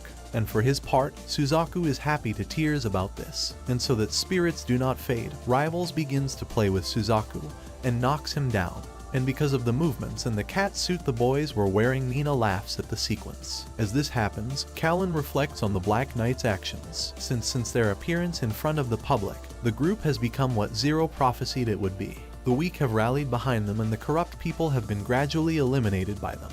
However, it is revealed that Callan still wants to know who Zero really is, but he believes that if he did, he would disappear, leaving them vulnerable. But returning to school, we can notice that Rivals believes that he has not dated Lelouch like they used to before. And at the same time, we see that Nina seems to develop feelings for Euphemia. And on the other side of the country, we see that the Japanese Liberation Front is debating. And this is because the remaining leaders question the legitimacy of the Black Knights, and they don't understand why people support them, and because of this they decide to take action. Meanwhile, Millie stops to give Callan something. It is at this moment that Mrs. Stadfeld, Callan's stepmother, scolds her in front of Millie for staying up all night, and frightened by his presence, Mrs. Kazuki backs away from a vase and breaks it. Following this, Millie and Callan go to her room, where Millie gives her high school certificate, revealing that the redhead has a half-British, half-Japanese family. And following this, Callan reveals that her father abandoned her mother for having no skills, but she stayed in the house to cling to her ex-husband, which caused Callan to resent her. However, we can notice that the redhead does not feel rejected by her maternal family, since he uses the Japanese surname when he participates in the resistance, although of course he doesn't tell Millie the above. Next, Callan says that he has no problems living with his mother and stepmother. However, Millie questions whether Callan can really maintain that disposition and promises not to tell anyone. And meanwhile, in his own room, which is full of hate graffiti, Mrs. Kazuki quickly opens a drawer and reveals several pills and a medicinal syringe. But returning to Lelouch, we see that he and Suzaku talk about what happened previously. You already know that Suzaku cried, to which Suzaku comments that those tears came out because she was happy that her friends came out of that incident alive, alluding to the hostage taking that we saw some time ago. And then Suzaku wonders why the Black Knights didn't join the police force, to which Lelouch says that they probably wouldn't be effective there. And if they try to change it from within they would get involved in other people's messes. It is at this moment that Suzaku argues that the very desire to save lives is enough, adding that if the Black Knights cannot accept the royal honor, they're probably just being selfish. And following this, Shirley enters and Suzaku leaves to return to the base, winking at Shirley on the way out. Seconds later, Shirley tries to ask Lelouch out, but he realizes that Suzaku has a lot of sympathy for the people of Britain, since it always returns to the Empire's army base. Meanwhile, on the other side of the city, Callan receives a call from one of her allies in the Resistance, which informs you that a substance called Refrain is being sold. And this substance makes people feel like they are returning to the past through nostalgia. It is then that they both realize that this is directed at the Japanese, who want to remember their past as a country. We then learn that the Black Knights are planning an assault on a transport that has a shipment of Refrain. And then when Callan hangs up, she notices 5 people from Britannia beating up a street stall vendor. With no one daring to confront them, Callan tries, but Lelouch stops her and tells her that she is not only outnumbered, but if he did, he would receive even more abuse the next day. Next, the bandits who were beating the seller approach them and ask their opinion, but Lelouch does not listen to them and without hesitation uses Geese to tell them to leave. In this way, those violent people leave where they came from. And seconds later, the seller tells Callan that when she comes with her boyfriend he will give them both things from his stall. Next, we realize that Lelouch and Callan spend some time alone in the park, And while they were sitting on a bench, Lelouch points out that, even if it is bad, Area 11 has had benefits under Britannia's control. All this with the aim of not raising doubts about his identity, since Lelouch is aware that Callan is the most dangerous person in his group, since with one wrong step she can discover that he is Zero. And with the above in mind, Lelouch comments that the 11s now have a better economy, and can aspire to be a citizen of Britannia. Callan realizes that Lelouch is talking for the sake of talking and asks him what his true opinion is, to which he responds that he does not have an opinion as such. Following that, Lelouch says that it may be better to live an ordinary Britannian life than to die fighting for justice. And suddenly, Callan remembers her mother for this and quickly slaps Lelouch, claiming that he is arrogant and that she thought he was better than that. And after the above, she walks away, but he smiles at this, since its objective of misleading was achieved. And on the other hand, at the redhead's house, we see that she is back in her room.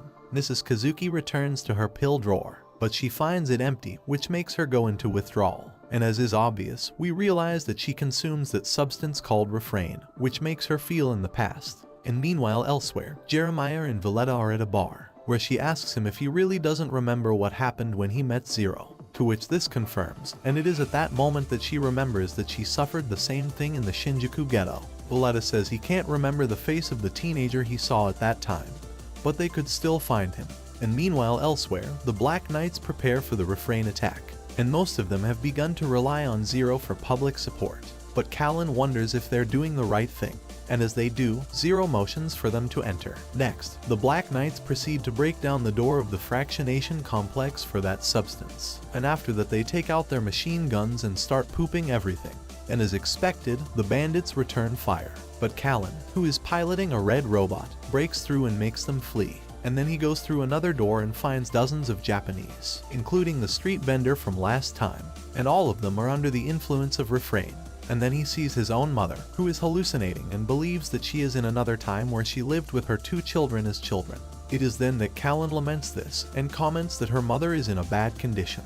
Next, a police robot appears and shoots Callan's red robot, which forces her to flee with her mother. It is then that Zero, seeing that the police are collaborating with bandits who sell illegal substances, he considers them corrupt filth, while the police robot continues to cause damage. Next, Callan tries to leave her mother at the place, but emotionally she cannot, and her hesitation allows the enemy to pin her down and shoot her repeatedly. Luckily though, in the process the redhead protects Mrs. Kazuki, and then the Black Knights arrive to help. It is then that Callan orders her mother to run. But since the woman is still under the effects of the Refrain, she walks towards Callan's red robot, and he says he is here for her and always will be. And this surprises the redhead, and she realizes that her mother stayed at home not to be with her ex-husband but to be close to her. And naturally, this makes Callan regret mistreating her. Seconds later, we see the police robot trying to stab Callan's robot, but she quickly counterattacks and they both crash into a shelf. And in this way the enemy is out of combat and we can assume that its pilot was killed. And then, as the other Black Knights go to find Callan, Zero looks at Ms. Kazuki and is able to identify her. And it is at that moment that we can see that CC is watching everything from above. And it says that false tears bring pain to others, but false smiles bring pain to oneself. Shortly after, Ms. Kazuki is admitted to the hospital, where we find out that he is still under the effects of the Refrain and it will take him a long time to recover. And he also receives 20 years in prison. And while she is at his bedside, Callan promises to change the world with the Black Knights so they can live in peace. And later, in the Ashford Academy pool, CC dives, while Lelouch examines several files of people who wish to join the Black Knights. And among those people he discovers a British man named Dyathard Ride. And in that, we see CC point out how surprising it is that his army is growing. To which he mentions that this is because the 11 generally hate bandits who cause trouble just for the sake of it, adding that they also detest corrupt people against whom the Black Knights fight. In this way, the 11s or Japanese feel an affinity with them. Next, Lelouch comments that the Kyoto group plans to send them weapons equipment for their fight. And meanwhile elsewhere, Jeremiah and Valletta confront Ride himself and try to get information from him. However, he claims he can't because he was also demoted. To which Valletta tells him to search the Ashford Academy archives, while she and Jeremiah are in the Narita Mountains. And although he agrees, Ride questions why they would go to the place where the Japanese Liberation Front is said to be located. And meanwhile, in a compound, the Black Knights, whose numbers have increased significantly, receive their robots, and most of them are updated Glasgow called Burais. But one, the Gurren MK2, stands out for being completely Japanese made. And then, when the original Black Knights go to help set things up, Zero talks to Callan. It is then that he gives her the keys and tells her to drive the Japanese robot, to which Callan tries to refuse, arguing that Zero should pilot that robot, since that way you can be safer. However, Zero tells him that that is a mistake, and then he explains that she is the key to success when they are on the battlefield, to which she ends up accepting the Japanese robot. And then Ogi arrives with a report about a Brit who wants to join them. And when Lelouch hears that, he decides to take a hike to the Narita Mountains. We later see Zero enter a cabin controlled by two lazy members of the front. It is then that he removes his mask, although the lower half of his face is still covered. And after that he uses his G's to avoid suspicious activities. At the same time, we can see that the Black Knights, with their new equipment, began to walk around the mountain, although they still do not know why Lelouch gave them that order. And following this, it is shown that Zero is also separated from the group and is not calling them on the radio to avoid being tracked. Later, Lelouch gets a surprise when he sees CC outside. And on the other hand, Cornelia and Euphemia, meanwhile, begin to mobilize troops to attack the front. It is at this moment that Euphemia wonders if Zero can attack. But Cornelia doesn't worry because she has taken such precautions. And at the same time, Nina tells Millie that she wants to thank Euphemia for saving her when the bandits wanted to hurt her. To which Millie says that this is almost impossible due to their social differences, adding that before his family had such status at some point. And on the other hand, Lelouch goes out to talk to Cece, who tells him that she is there to protect him. Next, Ella asks why she would keep the name Lelouch but change her last name, something that makes it more than clear that he does not want to leave his past behind. It is then that Lelouch counteracts that, and he answers with another question, and he questions her why she only uses her initials as a name. And when she hears the above, she turns to him and says that the snow is white because she has forgotten what color it is supposed to be. To all this, elsewhere, we can see that Cornelia begins to mobilize her troops, while Euphemia is overseeing the logistics and medical fields. At first she was not going to participate, but after forcing Cornelia to let her see the war firsthand, she got that position. And as he looks at the dashboard of a blue robot, he notices a yellow one on the back. Next, he is informed that this robot is Suzaku, which is on the Lancelot. And later, Zero joins the rest of the Black Knights, who have placed smelly electrodes across the mountain and into a water reservoir. It is then that Lelouch informs Ogi of the real purpose of the mission, to which Ogi wonders why they don't cooperate with the front. And when Zero hears this, he believes that Ogi is distrusting his plan. And meanwhile, we can see that Cornelia promises to make the front pay for what they did before. And with the above in mind, he surrounds the entire area with the robots that are under his handle. And to the dismay of both resistance groups, we see that the Black Knights began to distrust Zero, since he says that his only escape route is to fight against the best forces in Britannia. And because of fear, everyone poops themselves because they don't believe they can achieve it. And even Tamaki tries to shoot Zero, to which Zero, fearlessly, says that they should only end his life if they think they can win without him. And while the Black Knights are left speechless, Zero asks them to make a decision, live with him or die with him. And almost at the same time, we see that the front loses its clandestine forces. However, a front member named Cadace is determined to stand his ground, and for that reason he asks for reinforcements from Todo, who is on his way to help, although it probably won't arrive in time. At the same time, we can notice that Euphemia continues to go over the logistics, and while she does that, the screen is encrypted. And at that moment, Cornelia begins to break through the robots on her own, and even taunts the front into fighting. Following this, the British also begin to evacuate the area around them. And although he hears the evacuation message, a man goes to a laboratory where he works. And naturally they begin to get stressed about having to evacuate. And in the background, the series shows us a capsule identical to the one that transported CC at the beginning of the story. And later, we learn that Cornelia's army continues to destroy the front. And soon Andreas Darlton finds the main entrance to the rival base, so Cornelia sends reinforcements there. However, this also allows Zero to quickly identify his location. And meanwhile, Jeremiah starts complaining, since he was going to help Dalton, but Valletta discovers that he is now part of the rear line and will not fight. At the same time, we can notice that the front continues to lose more and more strength as Todo arrives. And at the same time, the Black Knights finish their preparations. It is then that Zero gives the order to advance, rekindling their spirits. Lelouch then declares that the plan is for Callan to pave the way to capture Cornelia from the top of the mountain. Following this, Callan sends a charge through one of the electrodes, thus sending a gigantic rockfall down the mountain.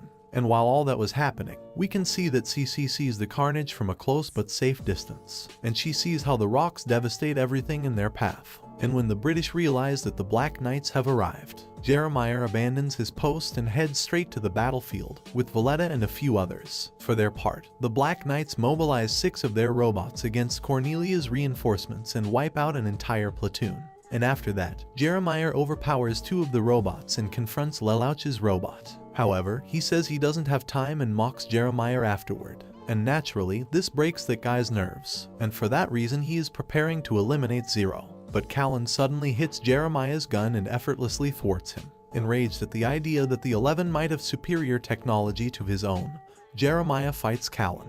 But to his bad luck, she proves to be too agile for him. And not long after, Callan grabs the face of Jeremiah's robot with her hand and sends a devastating shockwave at it, which makes that guy's robot end up in a pulp. In this way, the electrical pulse fries Jeremiah, which causes his capsule to automatically eject with his damaged body inside. And with Jeremiah's defeat, Zero, that is, Lelouch, declares that the only thing left to do is find Cornelia. And on the other hand, with more than 80% of the British forces annihilated by Callan, Lloyd tells Suzaku that the Black Knights have arrived. He hopes this is their chance, although they will be stuck there for the moment, which Cecile finds unwise. On the other hand, we see Euphemia being informed about the whole war thing.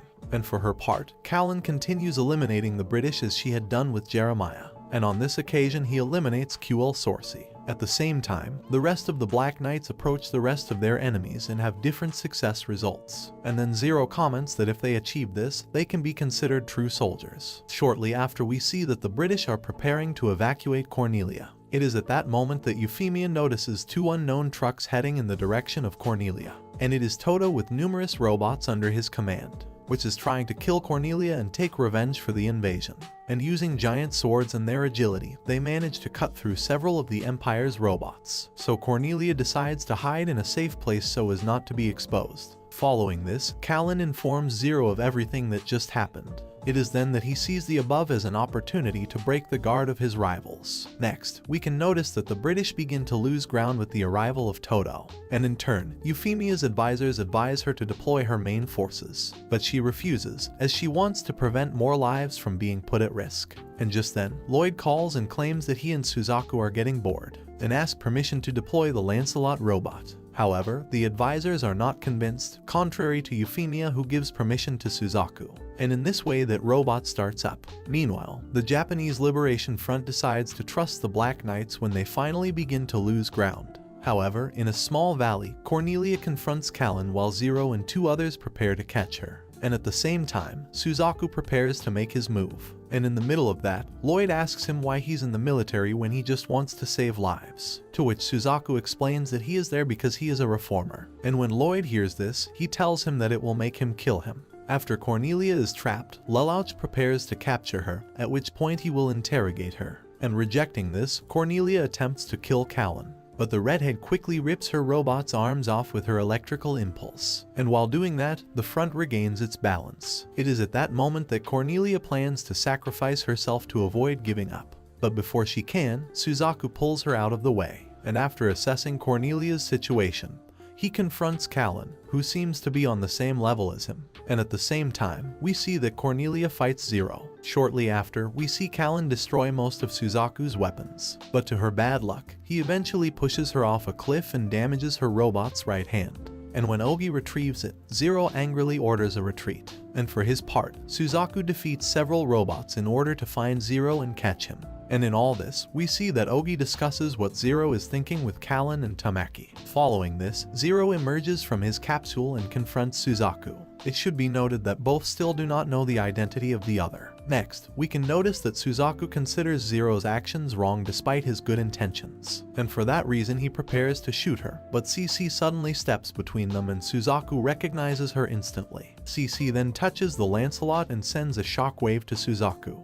It is at that moment that the aforementioned sees the illusions of Jis and then an illusion of his father walking towards him. And to everyone's surprise, Suzaku becomes very sick psychologically and says something in reference to his past. It is at that moment that CC orders Zero to flee. But Zero answers that they are leaving together since he cannot simply be receiving favors. And after this he taps her on the shoulder, which makes her see CC's origins. This, in turn, causes him to appear in Suzaku's mind. And in this way they both begin to experience horrible images simultaneously. Next, we see Suzaku become frantic and begin shooting aimlessly, seriously injuring CC with rock debris. And because of everything that is happening, Cornelia gives the order to retreat, and thus Britannia loses the Battle of Narita. Later, we see the Black Knights celebrating victory when Callan realizes that Zero is missing. And in a cave, Lelouch begins to heal CC's wounds, with the intention of analyzing her blood and discovering what she is. And while CC is unconscious, he accidentally says his real name, much to Lelouch's surprise. And then when CC recovers, she tells him that there was no point in rescuing her. To which Lelouch, without paying attention to that comment, tells him that he discovered his name, adding that this makes her look more human before his eyes. It is then that CC begins to regret this, and he even breaks down, saying that he forgot everything, so his name is meaningless. It is then that Lelouch decides to thank him for everything, to which she raises her spirits since it is the first time they have thanked her. And when she asks him to repeat it, Lelouch refuses to say it again. Following this, we see that CC is overwhelmed with emotion. She asks Lelouch to say her name again. However, the series mutes the audio and we cannot hear it. And after hearing his name, CC says that Lelouch said it without feeling and in a cold way. And at that moment, Callan finds them in the cave, thus meeting CC for the first time. It is then that Lelouch, who already has his mask, tells the redhead that CC is a companion. And before leaving with Callan, Lelouch says that he doesn't know why the snow is white, but that he still considers it beautiful. And at the same time, elsewhere, Cornelia evaluates everything and complains about the fact that she lost. And for his part, Suzaku finally stops after Lancelot runs out of energy, and Euphemia takes him out, although the boy is still affected by the visions he saw before. Shortly afterward, Jeremiah is revealed to be alive, although delirious and seriously injured while walking through town, until he collapsed in front of a truck that was there. And after that battle we see that reactions vary among the British. Some find it a success with the annihilation of most of the Japanese Liberation Front, but Cornelia, Guilford and the rest find it a failure after the great loss of their own troops. Not to mention Japan's growing support for the Black Knights, which have taken over the subway lines without resistance by order of Clovis, who gave that order before he died. And then we see a guy named Andreas Darlton raise a new point, and it is a group of autonomous 11s known as NAC, and he suggests eliminating them, and Cornelia agrees. But in the end he reluctantly stops when he hears that it will hurt the economy if it happens. And it is also revealed that the few Black Knights who were unable to escape chose to die rather than surrender. And meanwhile, in Kyoto, a group of men discuss the victory of Zero's group, and the partial participation of the front means that Japanese identity is disappearing. However, at that moment, a girl, hiding behind the glass of a window, he claims that the Black Knights are also Japanese, and when the men hear that, they accuse her of being in love with Zero. Meanwhile at Ashford Academy, Shirley finds 2 tickets to a concert she received from her father, and following this, he notices that Lelouch and Callan are not there, so he gets a little upset. It is then that she ends up distraught for the rest of the day, and as expected, Millie realizes the above, and he mentions that Suzaku is also missing since what happened in Narita. Shortly after, Lelouch enters, having had to stay home for a while, since her sister Nunnally had a fever and Sayoko was absent, and in the process she grabs some of Millie's administrative papers and leaves to sort them out, although he also ends up taking Shirley's tickets without realizing it. And following this, we see that Shirley manages to reach him and recovers the tickets, but he decides to give her one and that way he asks her out. CC sees this from a window, and after this, the green-haired girl talks to herself and comments that she doesn't care what she just saw. And at the same time a man with his eyes covered observes that entire sequence. And shortly after, we see Shirley go behind a building and get excited about her bravery. He then metaphorically thanks his father for the tickets, and then he receives a phone call. Some time later, at the Black Knights base, the core members discuss the Battle of Narita, And for her part, Callan has some doubts about her battle with Lancelot, while Zero wonders why Shirley would randomly ask him out. Next, we see that Ogi hands Lelouch a letter and tells him that it is an invitation from Kyoto, those who want to meet him personally. And when Lelouch finds out about the above, he questions the importance of the invitation. However, Ogi says that meeting will probably help resolve their financial crisis, adding that they are short of funds since Tamaki mismanaged money and waste inviting meals and things to new recruits. It is then that Zero decides to replace Tamaki with Ogi, to which Tamaki opposes. And after a brief discussion, Tamaki tells Lelouch that he can't trust him because he never takes off his helmet. However, Callan defends him and finally says that it doesn't matter who Zero is since he is on her side. And meanwhile, at night, Nina is alone in the student council room with a photo of Euphemia. Following this, we see that Nina makes successive movements over an area of her body. And I'm not going to be too explicit, but let's say she's playing chess alone. Nunnally walks in and asks if everything is okay, and Nina quickly tries to defuse the situation and says yes. And at the same time, elsewhere, the core members continue to debate Zero's leadership. Away from the others, Zero begins to prepare to meet in Kyoto, and just then Callan knocks on his door, and she asks if she crossed the line by defending him, to which Zero asks if she also wants to know his identity. And then, Callan remembers CC and realizes that the green-haired girl saw Lelouch without the helmet. Shortly after, he returns home and sees that Nunnally is getting better. And at that moment she comments that her fever may be due to her anxiety, since I was worried because Lelouch was not around. To which Lelouch tells her that he will always be there for her. And the next morning, Lelouch asks CC to help him obtain power in Kyoto. And when she hears the above, she says she will help him. Following this, she reminds him that he has a date with Shirley, to which Lelouch comments that he planned to cancel that since he doesn't know if he will return from Kyoto alive. And at that moment, Shirley, who is about to board a train to Narita, calls Lelouch and tells him that she might be late. Shortly after, we see that Lelouch arrives in Kyoto with the Black Knights patrolling the perimeter. Meanwhile, we see that Suzaku is in Narita helping with the cleanup of the place after the battle a few days ago. And at that, he asks Lloyd why the Black Knights would do this, claiming that it's not justice at all. To which Lloyd comments that justice is a complicated topic to address, since they are soldiers. Meanwhile, in Kyoto, Lelouch, Callan, Ogi and Tamaki prepare to enter Kyoto in a car authorized by that organization. And as they get out of the car, they are surprised to discover that they are on Mount Fuji, which has been converted into a mining facility that was apparently the sole purpose of the invasion of Britannia. And after the above, our heroes encounter a veiled man who expresses his hatred for the current state of Mount Fuji. Next, he says that he will take off his veil if Zero takes off his, although in the end he brings several robots to force him to do it. And then he makes Ogi take off his mask and, despite Callan's objections, agrees. However, when they remove his mask, they discover that CC is inside. And when the redhead sees that, she immediately realizes that Lelouch had organized a strategy. CC then identifies the man with the veil and says his name is Teizo Kirihara. And when that guy realizes that they revealed his identity, he tells his guards to eliminate it. But something unexpected happens, as one of the robots rebels against the rest and eliminates Teizo's soldiers. And after the above, Zero comes out from inside the robot and claims to be the real one. He then points a gun at Teizo, and it says that the aforementioned is a wealthy businessman who works as a double agent for resistance groups. Next, we learn that Teizo does not show his face because he is not Japanese, but he still wants to see the destruction of Britannia just for the sake of seeing it. And seconds later, Lelouch realizes that his robot is covering the view of the rest of those present. And with the above in mind, he takes off his helmet and reveals his identity to Teizo. It is then that we find out that Teizo was the one who helped Lelouch and his sister after they were exiled. And after the above, we see that Lelouch asks Teizo for help to confront Britannia, to which the old man agrees without problems. In this way, the alliance is formed between the Kyoto base and Lelouch's Black Knights. And meanwhile in Narita, Shirley is with her mother when Valletta identifies one of the bodies and says it is related to them.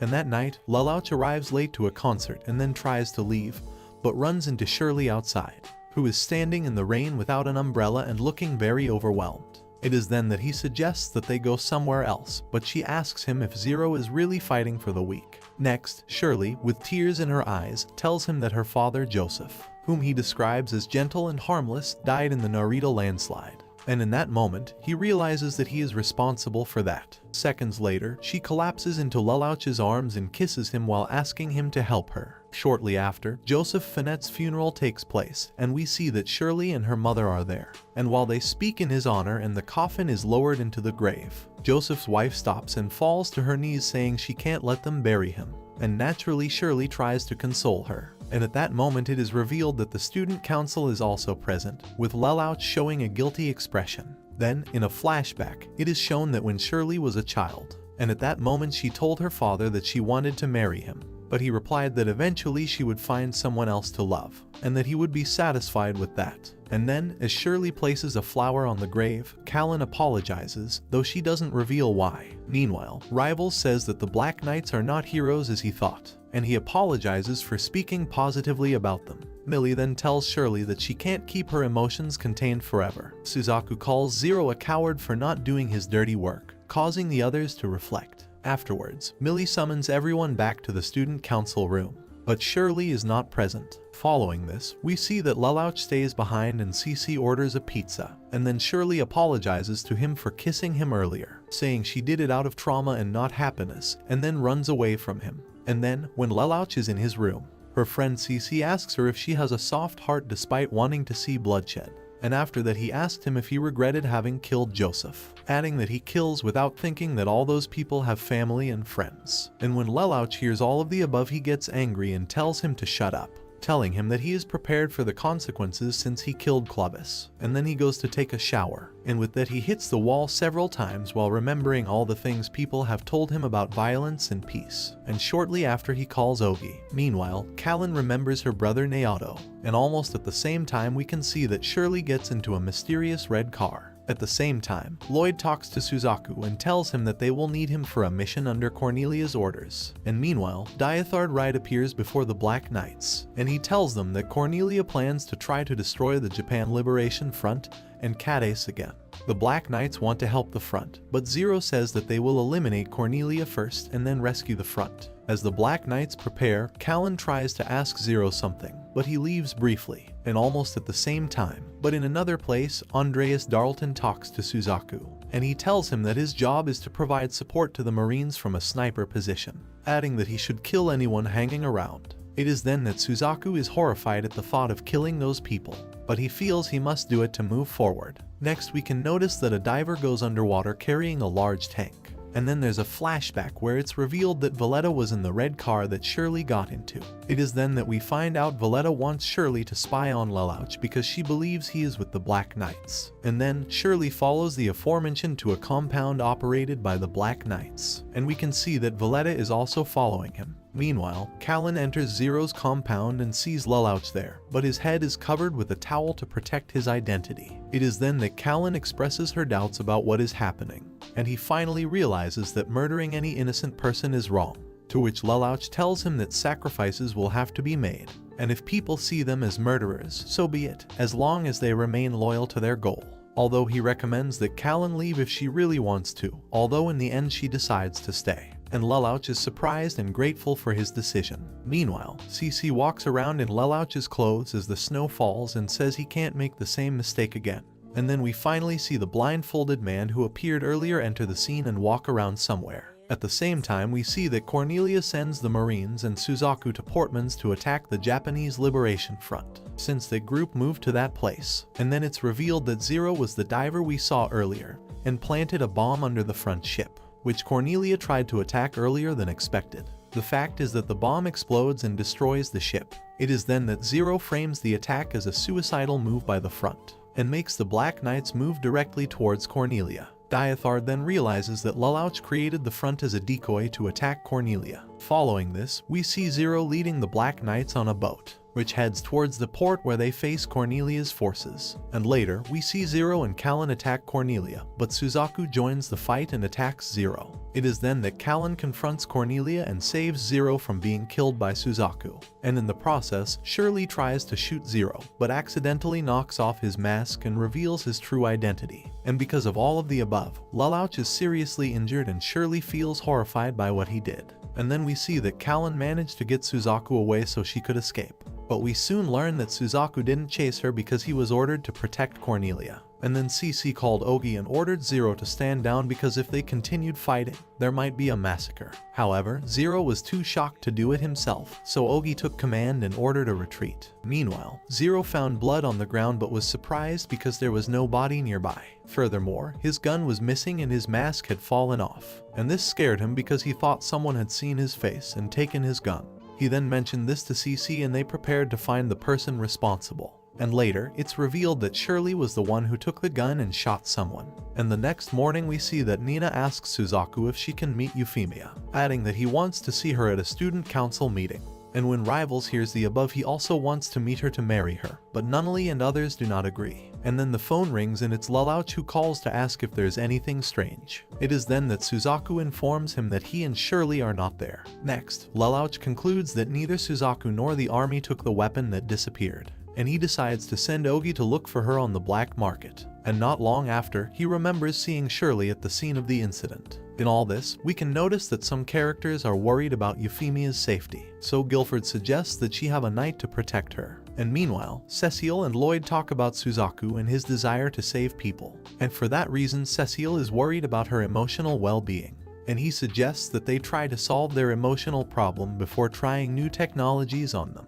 At the same time, Lelouch and CC enter Shirley's room, and after a while they manage to find a diary where Shirley wrote about her father's death, and some photos of her and Lelouch together. And then, he sees a schedule book with a circle around Narita, where Shirley is visiting a memorial site for her father. And just then, a mysterious man appears who seems to be able to read Shirley's thoughts. And at the same time, in another place, we see that the Black Knights are mocking Tamaki, because he lost in a game and was sent off in the first minute. And in that, Ogi begins to question Lelouch's actions, to which Callan tells him that he shouldn't doubt his leader Zero. And elsewhere, we see that Lelouch is on a train with CC, and we can notice that he has a different suit. Moments later, she asks him if he would end Shirley's life if the aforementioned discovers his identity, to which he responds that if it came to that he would abandon his friends rather than harm them. And on the other hand, a blindfolded man approaches Shirley and says that she should be punished for her feelings towards Zero. And in a flashback, it is shown that Shirley discovered Lelouch's true identity, and that's why he faced another person named Valletta who wanted to use that information for his benefit. And during that fight, Shirley shot and killed Valletta. But returning to the present, a blindfolded man accuses Shirley of being a murderer, and tells her that she must pay for her sins or be tormented forever. And then, we see that Lelouch CC is looking for Shirley at a monument, but they can't find her. And then Lelouch receives a call from Shirley, but discovers that the man chasing her is on the line. It is at that moment that the man tells him that he will face Lelouch in a game of chess to find out what happened to Shirley. And meanwhile, CC talks to someone about the situation and sees Lelouch. It is then that she is surprised to see the man and identifies him as someone named Mao. Later, Lelouch and Mao begin to play chess, but he realizes that Mao is guessing his every move and creating openings in the game. And for his part, CC steals a motorcycle and heads to where those two are. And shortly after, we see that Mao corners Lelouch in the game and asks him to reveal his identity. It is then that he uses his Geese to read his rival's mind. But things do not go as Lelouch expected, since Mao also has a power similar to Geese. And then when the car reaches its destination, Shirley appears and points a gun at Lelouch. It is then shown that Shirley has succumbed to Mao's will and is willing to kill the bearer before taking her own life. Next, Lelouch realizes that Shirley is being traumatized by Mao, who can read her mind, and she's telling him that she killed someone. And when Lelouch realizes this, he tries to help her, but Shirley is getting more and more confused and fires a gun. And in this way, Lelouch falls down the stairs, dropping some photos that he found in a box. Seconds later, Shirley passes out and Mao tries to kill them with a sniper rifle, but luckily CC saves them. And in the middle of this, Mao sees CC and becomes obsessed with her and promises to see her again. And on the other hand, Shirley confesses to having killed Valletta, to which Lelouch mentions that this is his fault. And despite Shirley's protests, he uses his Geese on her to erase her memory of those incidents. Meanwhile, Ogi returns to the port battlefield and finds Valletta, who is still alive. Following this, she fainted from blood loss. And as expected, he approaches her and at that moment Valletta murmurs something about Zero, which surprises Ogi. And shortly after, we see that Shirley is in a place called a memorial. And then she meets Lelouch, and we see that she doesn't remember him. and in this way we find out that he has erased all the memories that Shirley had of him. Moments later, Shirley asks Lelouch if he, too, has lost someone important, to which he answers yes, and in that moment he realizes that Shirley meant something to him, but he's not sure if he loved her. And after the above, Shirley says that she is there for something specific, but she can't remember exactly what it is. And after talking a little about their lives, she suggests that perhaps Lelouch's dawn will come soon. And after hearing this, Lelouch thanks Shirley and leaves, which leaves her confused. And then, we see that he and Cece are on a train back home. And on the way he asks Cece if she is on his side or Mao's side. To which Cece explains that Geese manifests differently in each person and talks to him about power differences. And because of the above, Lelouch realizes that there must be others with Geese. And later, Lelouch learns about Mao's abilities, which does not need eye contact to read the minds of people within a 500-meter radius. However, he cannot turn off his power, making him mentally unstable in a crowd. And later, we see that Mao is in a library where the minds of the people around him are flooding his mind. And to deal with this, Mao listens to a recording of Cece's voice and regains his composure. The next day, Lelouch places security cameras throughout the campus to confront Mao. And afterward, she has tea with her sister Nunnally, who asks if you found a fun game to play recently, to which Lelouch says yes, but with a difficult opponent. And as they talk, he notices Cece looking directly into the cameras. And on the other hand, Mao tries to buy a gun at a gun store, but since he don't have an EO's license, he forces the seller to give it to you. And then Lelouch meets Cece and asks him if constantly using the Geese power would make him a madman like Mao. To which Cece responds that the power of Geese is stronger the more people use it, adding that it takes willpower not to succumb to the pressure of that power. And on the other hand, Cecile informs Suzaku about an upcoming mandatory medical exam for robot pilots. And after the above, Suzaku asks if he can arrange a meeting with Euphemia, but Lloyd tells him he can't because he's not a knight. However, Cecile reminds him that as a count he can do it, to which Lloyd is surprised to discover that Suzaku is also an earl. But returning to Lelouch, we see him talking to Millie and asking her to keep the student council building closed. It is then that it is revealed that Millie knows the true identity of Lelouch. That is, he is the son of the Emperor of Britannia. And while the above was happening, we see that Cece is looking for Mao in the city. But returning to Lelouch, we can notice that he burns Shirley's diary to prevent her from recovering her memories. And for their part, the Black Knights can't find any clues about Mao either, so they decide to meet with Cece to find him. Then, Mao manages to convince Cece and she leaves with him. Meanwhile, Ogi holds Valletta at gunpoint and asks him why he was at the port, to which Valletta tells him that he has lost his memory due to a gunshot wound. However, she says it makes her feel relieved that someone kind found her. Meanwhile, we learn that Suzaku has completed a pilot medical exam and has good results. And elsewhere, Todo and others pay tribute to one of their colleagues at a monument, unaware that someone is watching them. And for his part, Lelouch speaks with Diathard Wright about the reorganization of the Black Knights. To all this, we can see that Cece goes to an amusement park called Clovisland and meets Mao, who invites her to spend time with him. Following this, Mao shows a recording where Cece talks about her feelings for him, which makes her feel uncomfortable. Later, it is shown in a flashback that Cece gave his Geese to Mao as a child, and we also discovered that the two spent time together in isolation. And moments later, to no one's surprise, Mao goes crazy and shoots Cece in the arm. But luckily, Lelouch arrives in time and prevents Mao from hurting her further. And at that moment, Lelouch reveals that he knows personal things about Cece and that he has seen her nakedness, which angers Mao. And after all the above, the police arrive and eliminate Mao. And for his part, Lelouch takes Cece. Later, Cece tells Lelouch that Mao made a contract with her when she was 6 years old, and that after obtaining the power of Geese, he thought that she was the most important thing, and after all of the above, Lelouch promises Cece that Geese will not affect him in the same way, and that he will fulfill his contract with her. And moments later they both shake hands, reaffirming their alliance. Some time later, we see that Cece dresses up and has a black hair wig. This is because she must leave as a messenger to the Chinese Federation.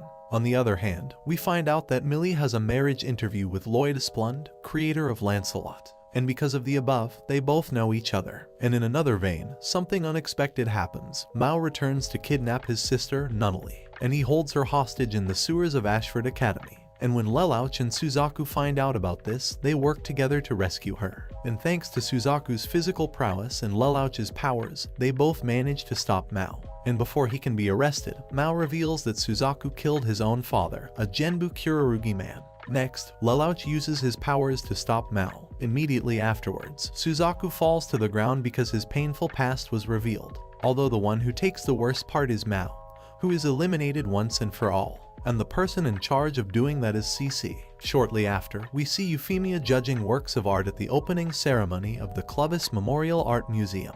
And for his part, Lelouch agrees to help Todo's comrades rescue their leader. And during the rescue mission, Lelouch convinces Todo to join the Black Knights. However, Lancelot appears and attempts to stop them, but Lelouch is able to predict his movements and plan an effective counterattack. Thus Todo corners the Lancelot and opens the cabin, revealing Suzaku inside. And this obviously surprises Lelouch because he had originally planned for Suzaku to become Nunnally's knight. And due to the confusion, Suzaku manages to escape, and Lelouch orders an immediate retreat when enemy reinforcements arrive. Shortly after, and due to his brave actions, Euphemia announces to the media that Suzaku will be her knight. And because Euphemia knights Suzaku, Lelouch establishes the hierarchy of the Black Knights. For his part, Dyathard Reed suggests assassinating Suzaku, but Lelouch has other plans for him. And with the above in mind, he launches an operation to capture Suzaku and his robot Lancelot in a military base. And after a great operation, Lelouch almost achieved his goal. But to his bad luck, the second prince of the empire appears, and it is Schneasel ul Britannia. Following this, that guy orders his floating battleship to bombard the island, with the intention of killing Zero. And as a result of the above, Lelouch, Euphemia, Callan, and Suzaku end up on the mysterious Kamijima Island. And soon after, Suzaku meets Callan and learns that she is a member of the Black Knights and pilot of the Red Robot. And on the other hand, Euphemia and Zero bump into each other, and when the two begin to interact, Euphemia confirms her suspicions that he is Lelouch. Meanwhile, Schneasel, Lloyd, and Bartley inspect the ancient ruins of that island. Moments later, Lelouch, Callan, Suzaku, and Euphemia meet. It is at that moment that Lelouch takes advantage and tells Suzaku that he has Euphemia as a hostage and that he will exchange her for Callan. However, something unexpected happens, as Lelouch's Geese activates something before they can do so. And a Geese symbol appears on the ground, which begins to collapse, and suddenly they fall into the ruins. However, Lelouch and Callan steal a robot from somewhere and escape. Subsequently, Suzaku is arrested for insubordination, as it is revealed that Lelouch used Geese on Suzaku. And in another place, the Japanese government, which had been in exile for 7 years, he decides to launch a full-scale assault with the help of the Chinese Federation. Thus begins a fierce battle, and we see how the Britannian army with the help of Suzaku fights against the exiled Japanese government and the Chinese Federation. Meanwhile, Nina manages to meet Princess Euphemia, and she inadvertently gives Euphemia insight into her feelings for Suzaku. Meanwhile, Suzaku finds himself cornered when his Lancelot's power runs out. However, Euphemia encourages Suzaku to continue fighting and live. Later, we can notice that Zero and CC fly to the battlefield on Gawain to recharge the Lancelot. And after many complications, Lelouch's 2 robots conquer the fortress of Kyushu, thus ending the campaign to that battle. And after the intended invasion of Area 11, Lelouch and Suzaku are forced to catch up on countless tasks. At the same time, in another place, we can notice that the Black Knights are discussing the Japanese people's opinions of them, and they are not sure about Lelouch's idea, which is to create a country. Tamaki, one of the members, says that he wouldn't mind agreeing with Zero, because he believes that he can help him achieve his dreams, adding that if it had not been for Lelouch, some of those present would have been addicts. It is then that Ogi remembers Refrain, a drug that allows people to remember the past, and he realizes that he can give that to Valletta to remember his past, and in the process reveal Zero's identity. And on the other hand, we see that Millie announces the start of the school festival. In all this, we see that Lelouch speaks with Dyathard Ride on a roof about plans to defeat the enemies. And after this, Millie takes Lelouch to where she and her friends are making a giant pizza. In parallel, we see that Ogi takes Valletta to the festival to collect data. And in that, we see that he doesn't want to turn Valletta over to the authorities because that could expose the Black Knights. And killing her is not an option for him either. And then when the two arrive at Ashford School, Ogi decides to leave Valletta there, but she and other students happily take him inside. Inside a food hall in the student council, we see Suzaku chopping onions, and just then Callan appears behind him with a knife in her hand. However, Suzaku notices and tells her that he is glad to see her back, and he tells him that he has not told anyone his identity. Following this, she asks him why he hasn't said anything, to which he replies that he wants to try to persuade her to leave Zero's group. and then Lelouch comes in and gives Callan a job at the school fair. In this way, the redhead plays the role of a monster in a haunted house. Meanwhile, we can notice that Cecile is playing a game with some students, and in the middle of that he accidentally hits Lelouch with a mallet. Following this, Cece approaches her to ask her about the giant pizza they are making. And on the other hand, we see that Schneasel talks about military things. And after the above, he starts flirting with Cornelia while they talk about the troops and a project that Bartley is planning. And on the other hand, we discover that Jeremiah is stored in an orange tube, which gives us to understand that perhaps he will appear again to cause problems. But back to Lelouch, he takes Cece to a small building and promises to bring her pizza, but she doesn't believe him.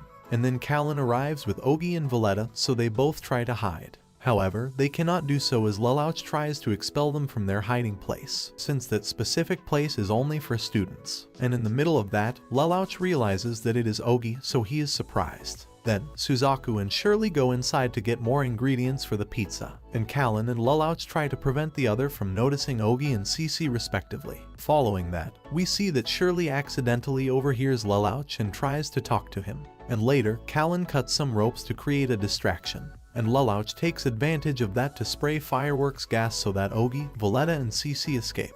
At the same time, Callan protects Shirley from the commotion Lelouch caused. At the same time, we discover that Euphemia is dressing up and wants to talk to Suzaku about something important. And in a flashback, Euphemia talks to Schneasel about an idea she has and he encourages her to follow it. It is then that Euphemia reflects on how this idea could allow their relationship to be public. And in the middle of the above he runs into Sayoko, who is with Nunnally, and at the same time, we can notice that Ogie and Valletta are hiding behind a tree, and Ogie suggests that Valletta leave Area 11. This is to prevent the person who shot him from doing it again. And for her part, Nunnally invites Euphemia to tea and asks her to keep the fact that they are there a secret. Euphemia protests as that doesn't seem fair to her, but Nunnally tells her that she doesn't care about her life since she is happy just being with Lelouch. After the above, we see that Euphemia and Nunnally reunite like when they were children. As final preparations for the pizza get underway, Lelouch talks to Shirley on the phone while watching everything from the control room. Next, Millie enters and Lelouch realizes that everyone is happy despite the Chinese invasion. It is at this moment that Millie tells him that festivals are necessary to keep everyone happy and safe. And then Nunnally enters with Euphemia, which makes Lelouch run away. On the other hand, Lloyd and Millie talk about robots. It is then that Millie wonders if Lloyd wants to marry her because she is close to this technology. It is then that Cecile clarifies that Lloyd is not interested in women, although he generally understands what people are looking for in a partner. And then Suzaku gets on a machine to make the pizza. And later when Suzaku begins to shape the dough, we see that Lelouch and Euphemia are talking. Shirley sees this and thinks he is flirting with another girl. And during the talk, Euphemia talks to Lelouch about a plan to make him and his sister Nunnally happy. And suddenly, a gust of wind knocks Euphemia's hat off and Shirley recognizes her. And she is not the only one, since the rest of the people do it too. And because she belongs to the royal family and is very famous, everyone starts chasing her to talk to her. Thus, Lelouch and Nunnally flee while the crowd goes after Euphemia. Later, we can notice that Suzaku tries to protect Euphemia, but everything goes wrong and he ends up throwing the dough into a tree, which bothers Cece. And then the crowd start crushing Euphemia and Cecile, who tries to protect her. But finally Suzaku rescues her by using the machine he was piloting to make the pizza. And in the middle of that, we see that Lelouch took Nunnally to a small building to protect her from the crowd. And there she reveals that Suzaku and Euphemia are dating. And when he finds out about this, he gets upset because it only makes his plans even more difficult. After confirming that everyone is okay, Euphemia has the news team make a national announcement. It is then that Euphemia declares the formation of the Special Administrative Zone of Japan, which will be located in the area around Mount Fuji, adding that in this area, the 11 can openly call themselves Japanese, and they will be given all basic human rights, and will be able to live together with the British as equals. However, everyone is shocked and disgusted by the idea, since they think it is impossible to make such a plan.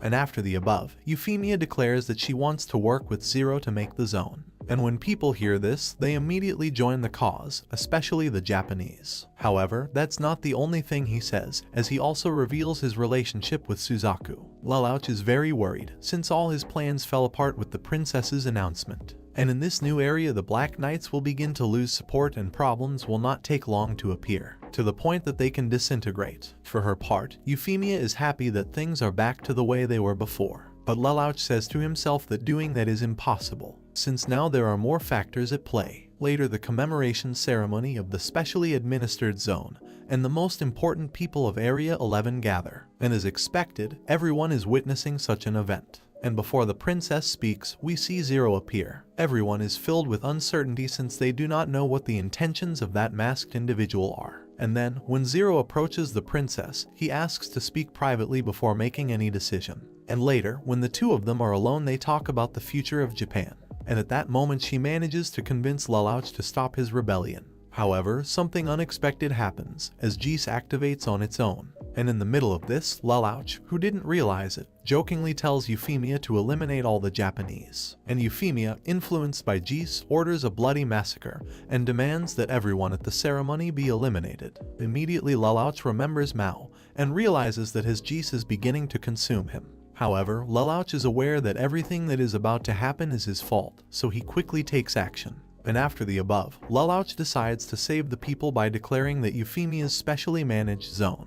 It is actually a trap to attract the Black Knights and eliminate them. And as expected, given the context, everyone believes him. Thus, Zero orders his troops to defeat the British forces, protect the Japanese, and stop Euphemia. And after a fierce battle, Lelouch, with no other option, shoots and mortally wounds Euphemia in front of Suzaku. And as expected, the aforementioned gets angry and confronts Lelouch and company. And in this way he manages to recover Euphemia's wounded body and takes her to a giant ship called Avalon. At the same time, Lelouch meets with the 6 main families of Kyoto, who would become the most influential Japanese in Area 11.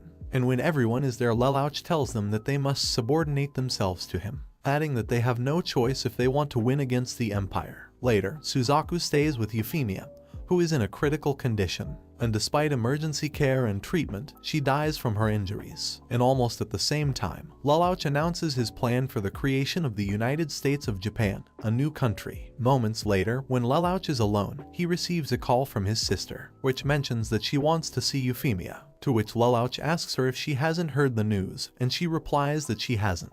It is then that Lelouch tells him that later he will tell him what happened. And after the call, Lelouch realizes what he did and becomes very sad. It is at that moment that Cece comforts him, remembering that she will stay by his side. And soon, the entirety of Area 11 rebelled against the Britannian Empire. On the other hand, Suzaku meets a long-haired boy named Vivi, although it is not the only unexpected thing that happens, since Jeremiah frees himself from that orange tube he was in. Following this, we see how Lelouch is advancing with his enormous army with the aim of making everything shit. And after all of the above, he activates the conflict that begins the collapse of the Tokyo settlement. In this way, the battle is inevitable. And as expected, Lelouch's strategies give the Black Knights and their allies the advantage in their battle against the Britannian army. And as riots break out across the country, the Black Knights take Ashford Academy as their headquarters. But luckily, the students are saved by order of Lelouch, since he wants to keep the place safe for his sister, who lives there. Afterwards, Kellen reveals his identity to Shirley and the rest of the student council, including Rivals and Millie,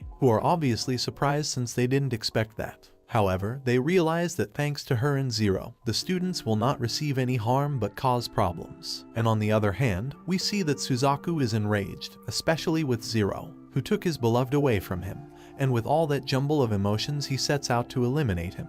And he has a plan to do it, since he now knows that that masked guy has a special power. This is because Vivi told him about it. And at the same time, we see that Valletta recovered his memory and realized that he spent several weeks living as the partner of an 11, something that doesn't particularly bother her. However, she is angry with Lelouch since he has a very dangerous power. In this way, she sets out to find Lelouch since she remembers his identity. At the same time, Suzaku and Kellen face each other in a fierce battle, which almost ends badly for the redhead.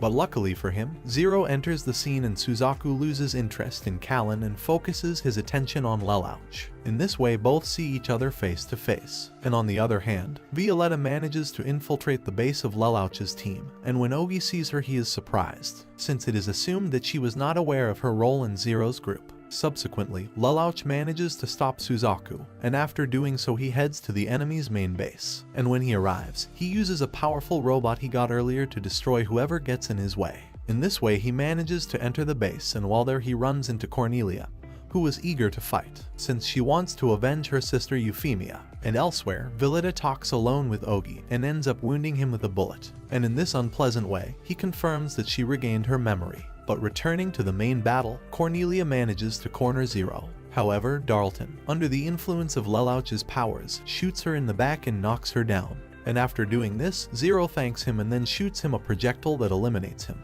At the same time, Vivi appears in front of Nunnally with the aim of taking her somewhere else. After managing to capture Cornelia, Lelouch forces her to reveal the little information she knows about the murder of Marion. That is, her mother. But he doesn't like the answers one bit, as he must go find his older brother Schneasel, which according to Cornelia herself was the one who took Marion's body by order of the Emperor. And at that moment, Jeremiah, who is completely changed, appears to eliminate Zero. In this way, a battle and subsequent chase between the two begins, although things are just beginning. So Suzaku is freed thanks to the help of Floyd, who used his combat ship to scare away his rivals. Following this, Cecile repairs Suzaku's robot and charges its energy, and after the aforementioned leaves in search of Zero. And on the other hand, Vivi takes Nunnally to Camine Island. And when Lelouch finds out about this, without hesitation he abandons the Black Knights to rescue his sister. And consequently, Kellen's group begins to lose ground to the Britannian army, since they were abandoned by their leader in the middle of the fight. And after traveling across the sea in the robot, CC and Lelouch arrive at the island where Nunnally is supposed to be. However, when they are both about to enter a cave, they have some visions. It is then that Lelouch discovers that CC has lived for centuries, and due to her inexplicable powers she is considered a witch, to which she comments that she is alone, and always was. However, he tells her that that is not true, since they are both allies. And after that scene, Lelouch and CC return to normal. However, Jeremiah shows up to cause trouble. It is at that moment that she says that she will confront said guy to distract him. And in this way Lelouch gets off the robot and goes into the cave to find his sister. And later, when Lelouch is about to open a door, Suzaku appears and points a gun at him. He's not the only one though, as Callan is there too. It is then that Suzaku shoots in the direction of Zero's case and breaks it. And in this way his identity is revealed. The reactions of both boys are different. On the one hand, Kellen falls to the ground from shock. And on the other hand, Suzaku looks disappointed since he didn't want to confirm his suspicions. Following this, Lelouch tries to call a truce to save his sister. But obviously, Suzaku is up to his balls with emotions. And with that in mind he answers that no, it won't help him at all since many people died because of him, including Euphemia. Following this, he says that Lelouch's existence is a mistake and that he must be eliminated. Aware that if he is killed he will not be able to save his sister, Lelouch quickly draws his weapon and prepares to kill his friend Suzaku, although the season ends before either of them pull the trigger. And that's how the anime ends.